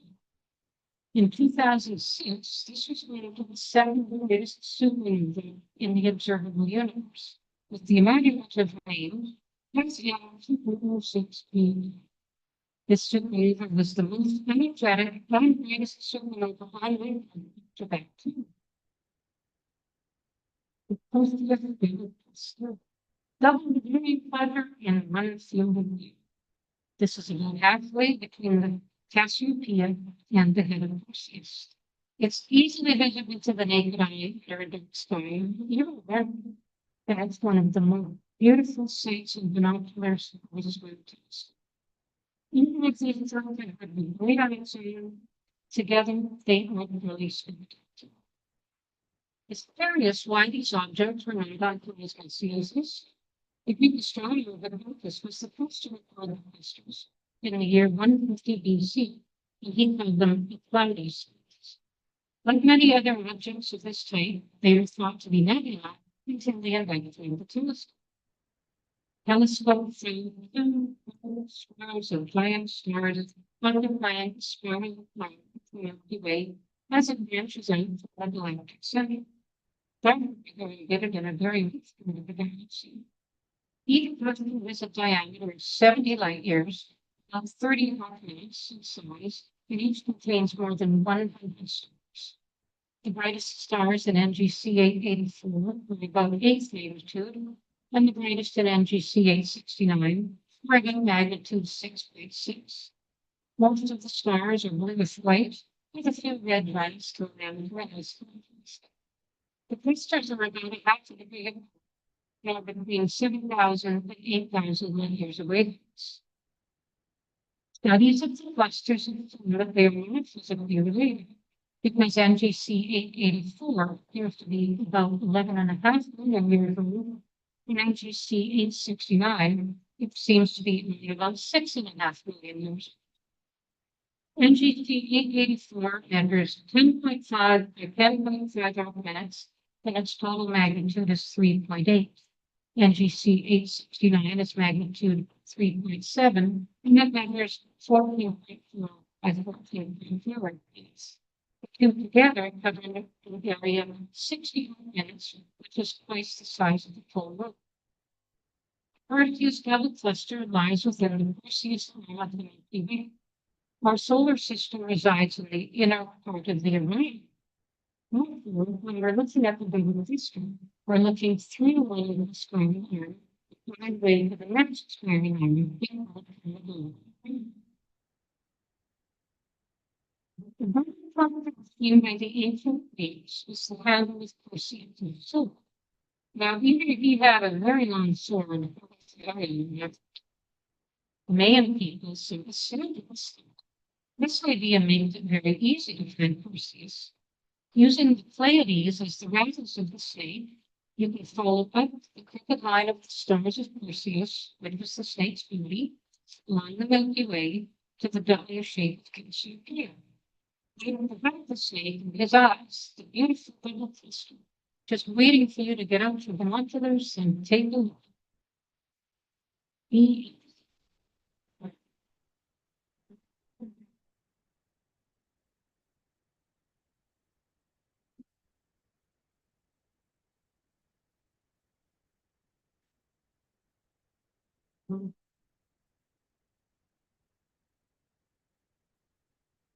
not big.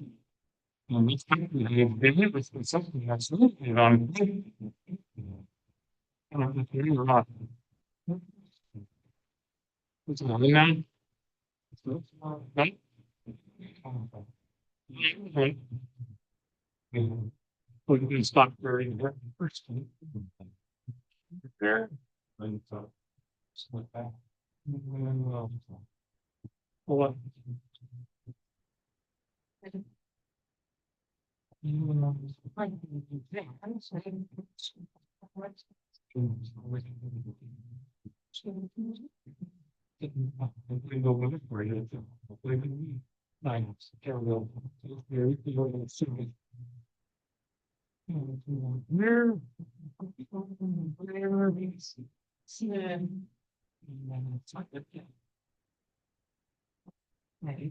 It's funny.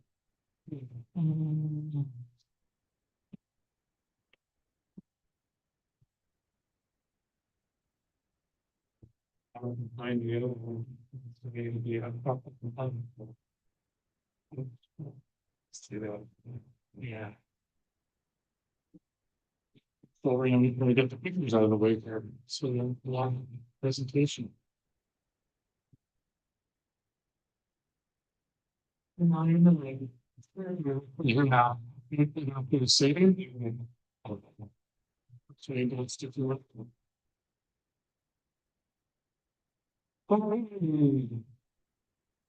With the farmers going past March right now, we are the I left yeah, I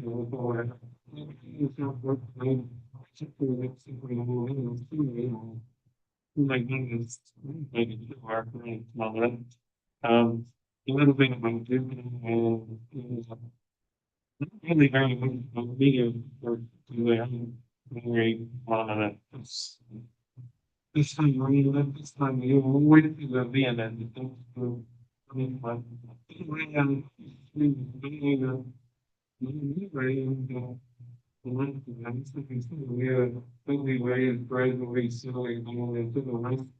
First thing to see now was things coming out when they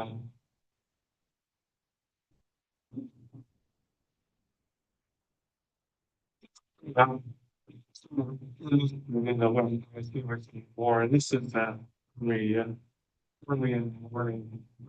really well, this stuff that's in the Milky Way is going to be moving on into the winter of the sky. What's into this starts to me. So it's really we're moving up in the summer and early fall Milky Way time period and into the fall and maybe you know the into the winter consequences.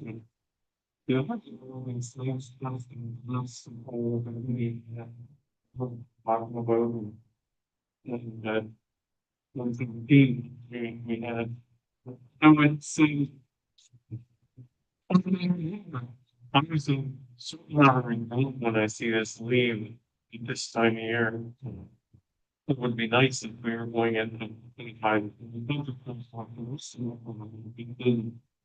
But the plan to fully swing through we know in the sky these days, and then it's just in the wrong part of in the well in the it comes out to horizontal away from this little back of it straight up and down. It's technically like it's not which is it's on the other side of the turban. So what we have is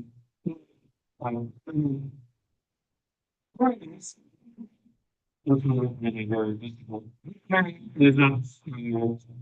Well, it's a bit later on into November. It's out for most of the night. took me out to the sun and half my father. And Sweden is very nice. Still the whole night, and we really have the room. Sweden has been really ocean, so it's been moving this way in style and now it's coming in, which means you really use the reefs and open everything up and go down and the easing up and down what the house go. We're gonna be really one of us planet when you look at it, it's some things to it's a lot of that structure in the design of babies. It's not it's on the left and on the way means that it's toward the opposite sun, midnight sky. I think one of the best times to see it. Neptune is that's no being just an inherent seeing is still moving along a little bit behind it. Coming up, it's a Venus on 419 Venus. The next like the Venus solos and it's also very strong because it's on the opposite side of its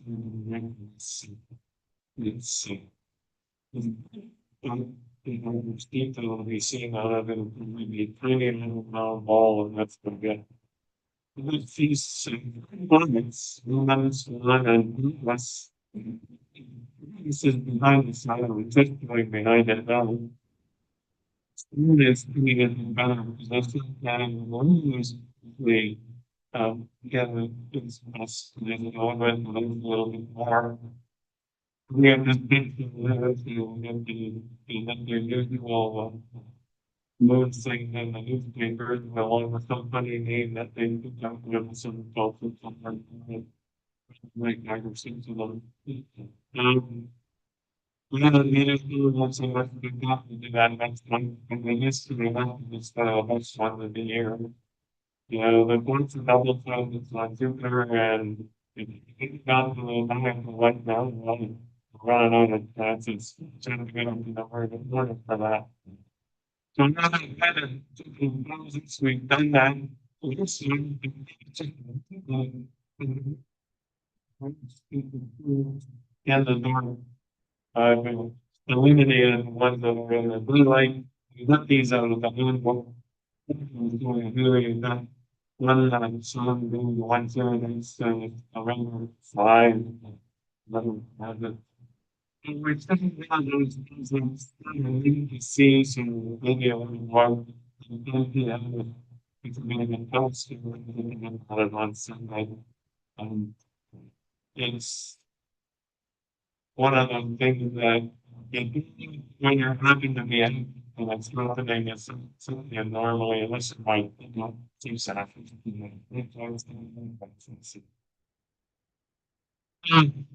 We had who's my this journal here, we had the new here and being a thing, so we did some idea. The reason something they spend the person is being by itself, and you gotta be deciding, well, why not? And then over here on the other side, it's so good, it's amazing, real being lately greater. This is what they it's over 29, so the end of the month. Sometimes it's surprising, saw that right once not something that people don't see. So if you think about opportunity, it's really more than the longest distance away from the sun. Like the current was coming out sideways, the sun was over on the right hand and high and sky. And here, putting with Selenium, or at least where it is, you can see this time period. It's on October 10 and then October 11. So the next 2 nights, but one of them is this is the evening one, and this is the morning one. They stay in their own living field. So this one, they hear and normally eventually it's higher in the sky. It's sort of ending twilight. One on the left hand side. But on the left, it's so in the sky because it's fully sort of like it's almost impossible to see in a dark sky. And we were watching it out in Hawaii last weekend. It was difficult, even then stayed in a little binoculars, you know, with 4-inch lenses. Now, look at the second video. So you see him on the left of the knees and going beyond the side of the knees. And it's like, Hawaii, and you go down into the morning. And you want to watch this thing the least visible in the morning when it's up on the fingers, but you don't want to miss the end of at least the dark stuff. Maybe one can live and walk again. Get a good one, a 30-degree altitude to a 9-degree altitude is worth to get out in the morning to have a look at that. It is sinking down the other weekend and doing it during the older system is 2.5 seconds short. And we see it's a busy looking storm up there beside my so-called later winter. But because the time is so bright, in 4.5 seconds isn't necessarily very much, you know, the planet. So, in the morning sky instead, it would work a lot better, right? Because the wind's gonna be moving in the evening sky. You're seeing another that's 25 the horizon. And it's really close to the end of the month. It's pretty much gone. Below the horizon, because it's by the time it gets started, it's gone. But no, we want to watch it in the morning sky. It's 5.412. For something in the morning, I believe. So you can see that by the time you get to the 21st, you only have about 9 days to watch it before it's on toward the horizon. That's 6 a.m. in the morning. So that's the thing. There's a link to Brian. There's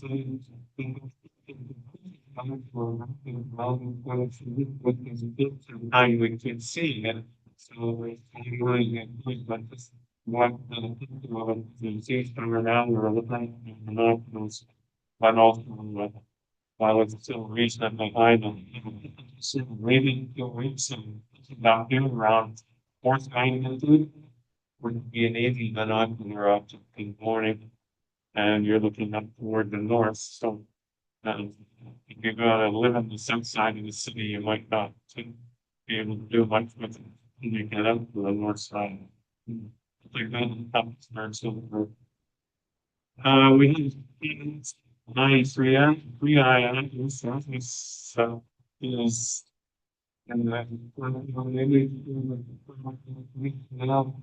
so it's moving and go behind the sun, which is small observation now. And then right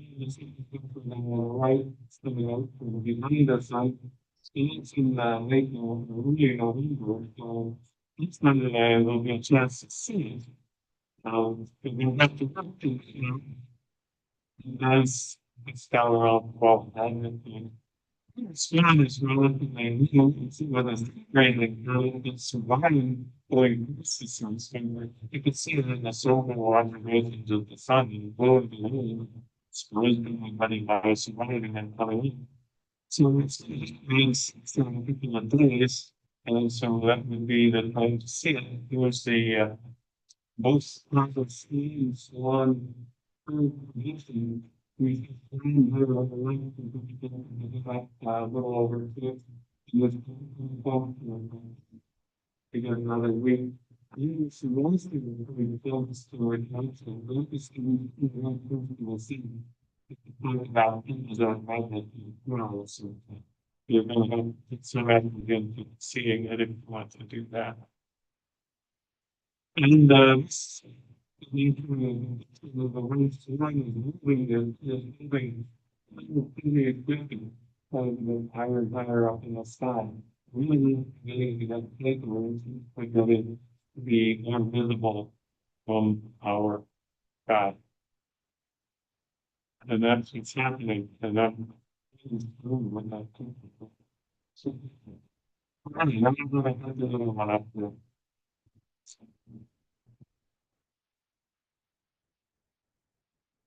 See if I can find it.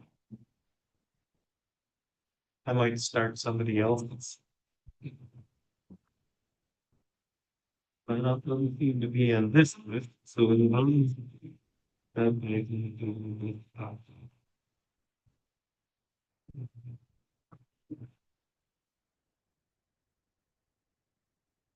Everything looks like a PowerPoint presentation here and here is here.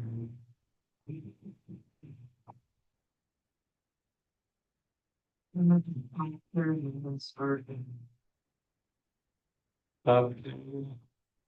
I'm sure long. Well, that would help.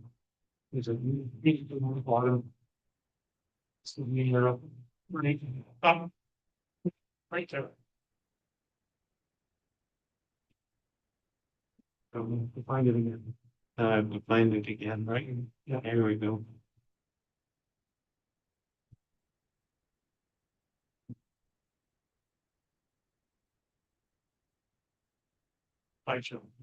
Yeah, this is just like, you're not supposed to do that with. Well, I guess I'll be sure. Right. It's good. There was little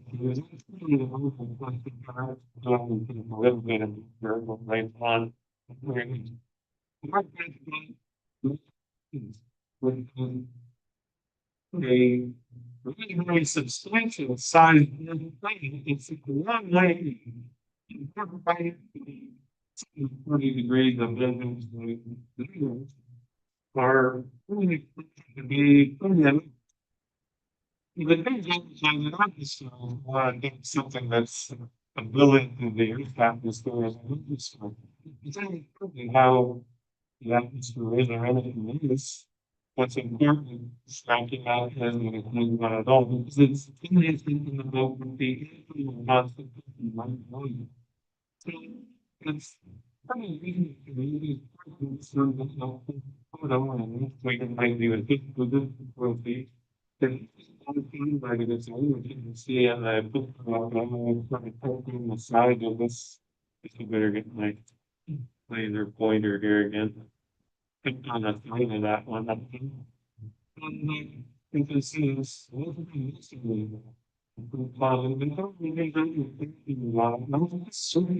Details on it. You can see this in the spectrum underneath the reflection spectrum. The file that I what they are, it is more than people are doing, coming with you, and it's especially that plays maybe because you picture of it, I find that.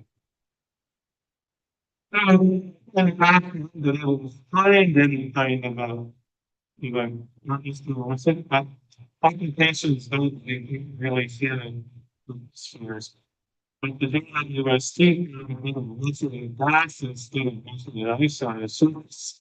They're not sure whether it's just stuff that's vibrating off the surface and leading out of this also when at 2.1 we this bring up the limit of where it's temperature is a lot of the volume, but they're completely enough to do the sun, but at the same from the gravitational field.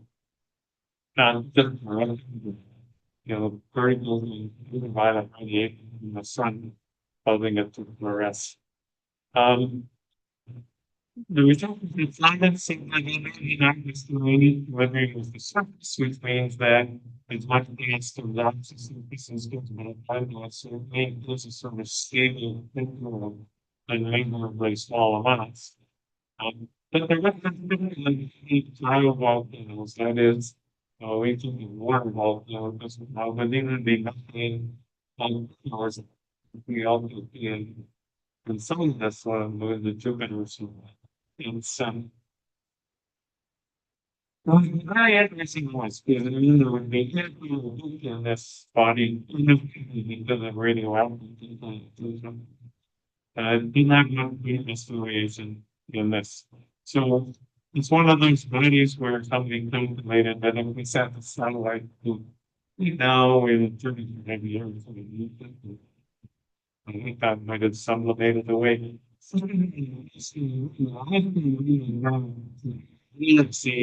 for a very heavy body and there's another galaxy that's in behind it. And it comes something around alignment and it makes it into all these boom. This is the rings of galaxies and all of these with the people using really listeners of what they because we hear it's called Palestinian rings. So when you align your image of the ring, and so here you are recording the images in the way which nice story well it looks like it was in the other two one really so feeling it's not on the interesting thing about this is that they have found the last ones don't and I'm calling it giving it any kind of just a don't want it must be something still like at least because it's got a million massive million suns, so we're grouping galaxies or whatever it is because some particularly visible. So what they've taken is they've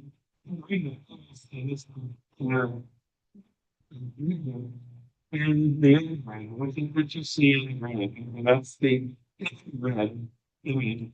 And this one ring here is the stone ring of a galaxy in behind. And we need to do that now. You know, thank you.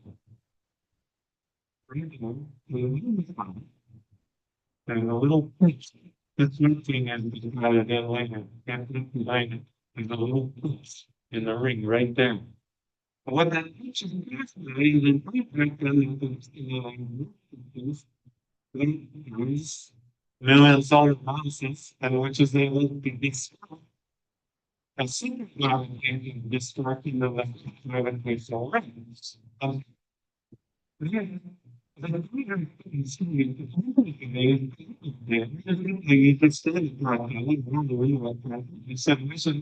of the really great gravitational rings and see if we can find the source in the moon that was lower mass states. So it's pretty amazing little thing that they do, I think. Kind of an idea of what you can do, even as ground student, and have an idea and decide to go looking. And that makes sense. Space tools more by that excellent. But I would like a little bit of money, a little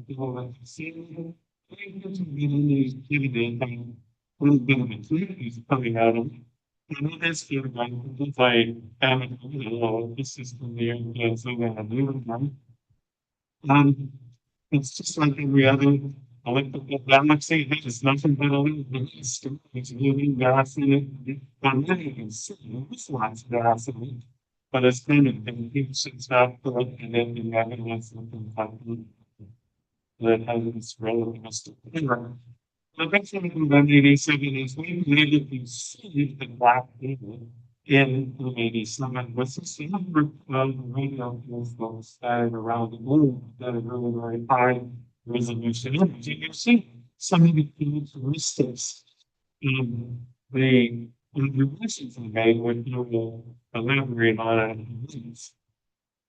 This black hole, which you will see many times, it made the news, always had a great spot, it's always in the same place.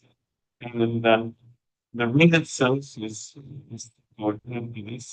It's even right here, and you'll recognize that from you've seen it in class. So we don't have like things about it. But even though the diameter of the needle is stable, which is depends on the black hole, so we know the black hole isn't changing. The position of the black hole is staying more or less in the same position. Amazing the sort of question and it doesn't look like something that's as heavy as this.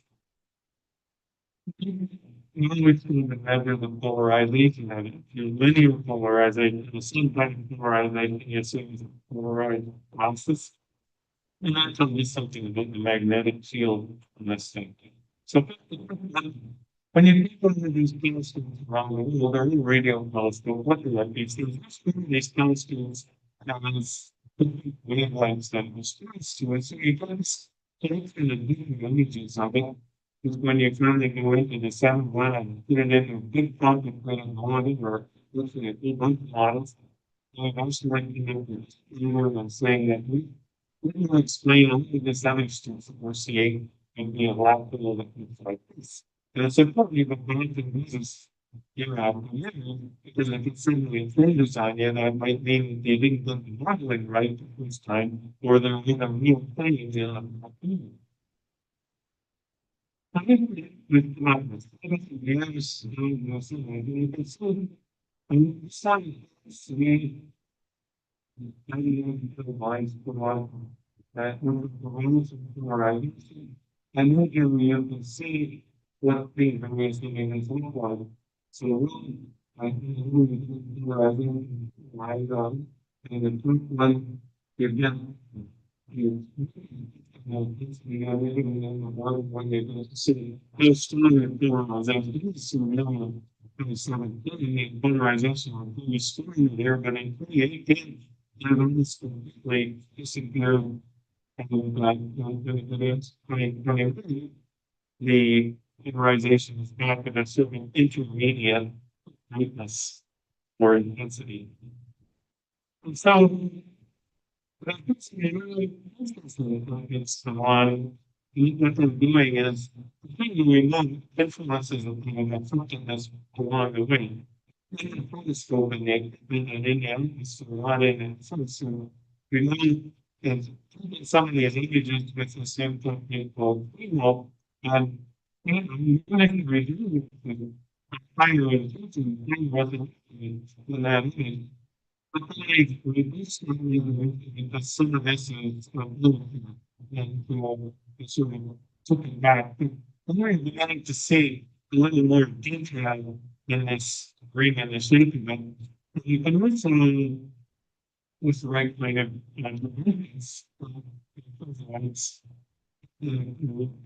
results to the polarization.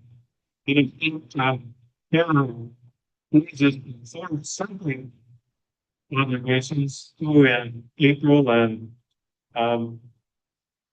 April 5 and 6 and 8 10 and 11. And that's indicating that the differences between this 4 days and these 5 days later actually real. Now, that is being affected little addition rotating toward us.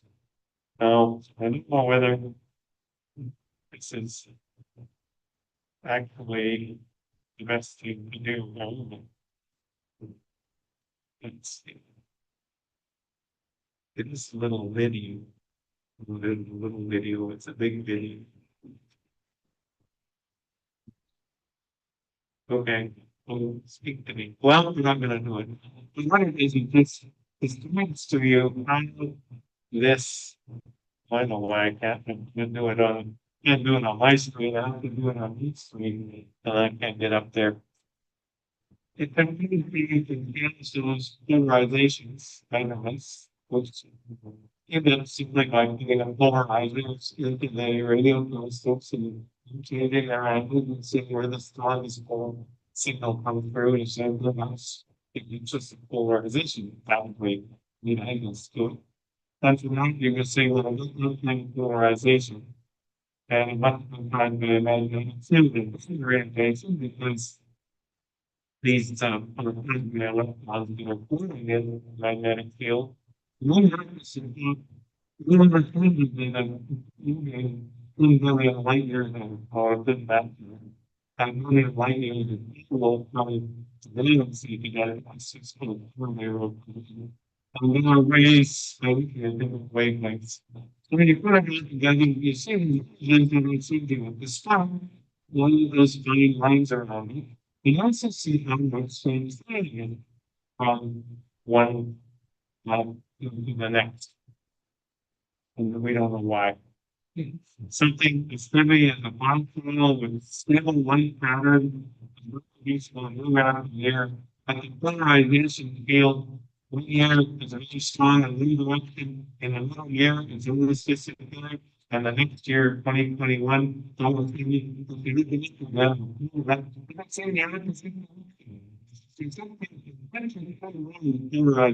field, my field.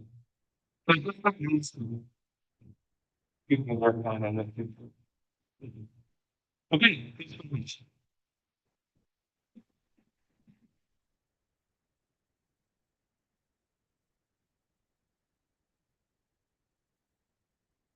I think it's pizza. I'm racist.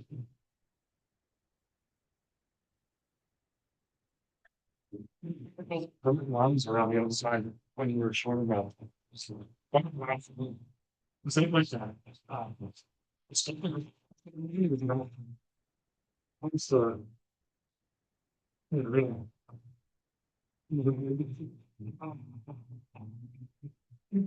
One Lord, even though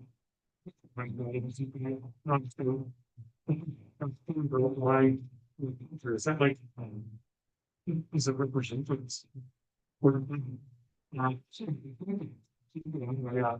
what is the advice? It's actually it's way like a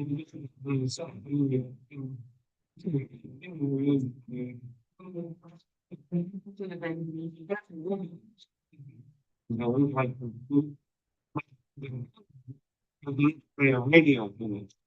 So when it's in the next for the wheel and it's in the morning.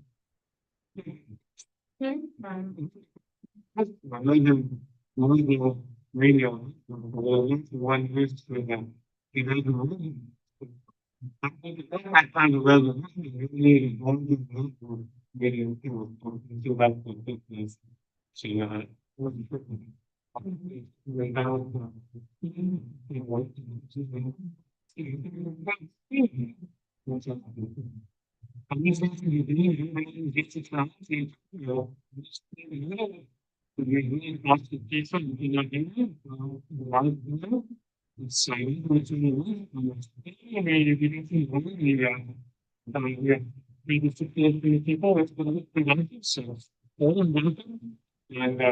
and you might be okay, and we'll see everybody later.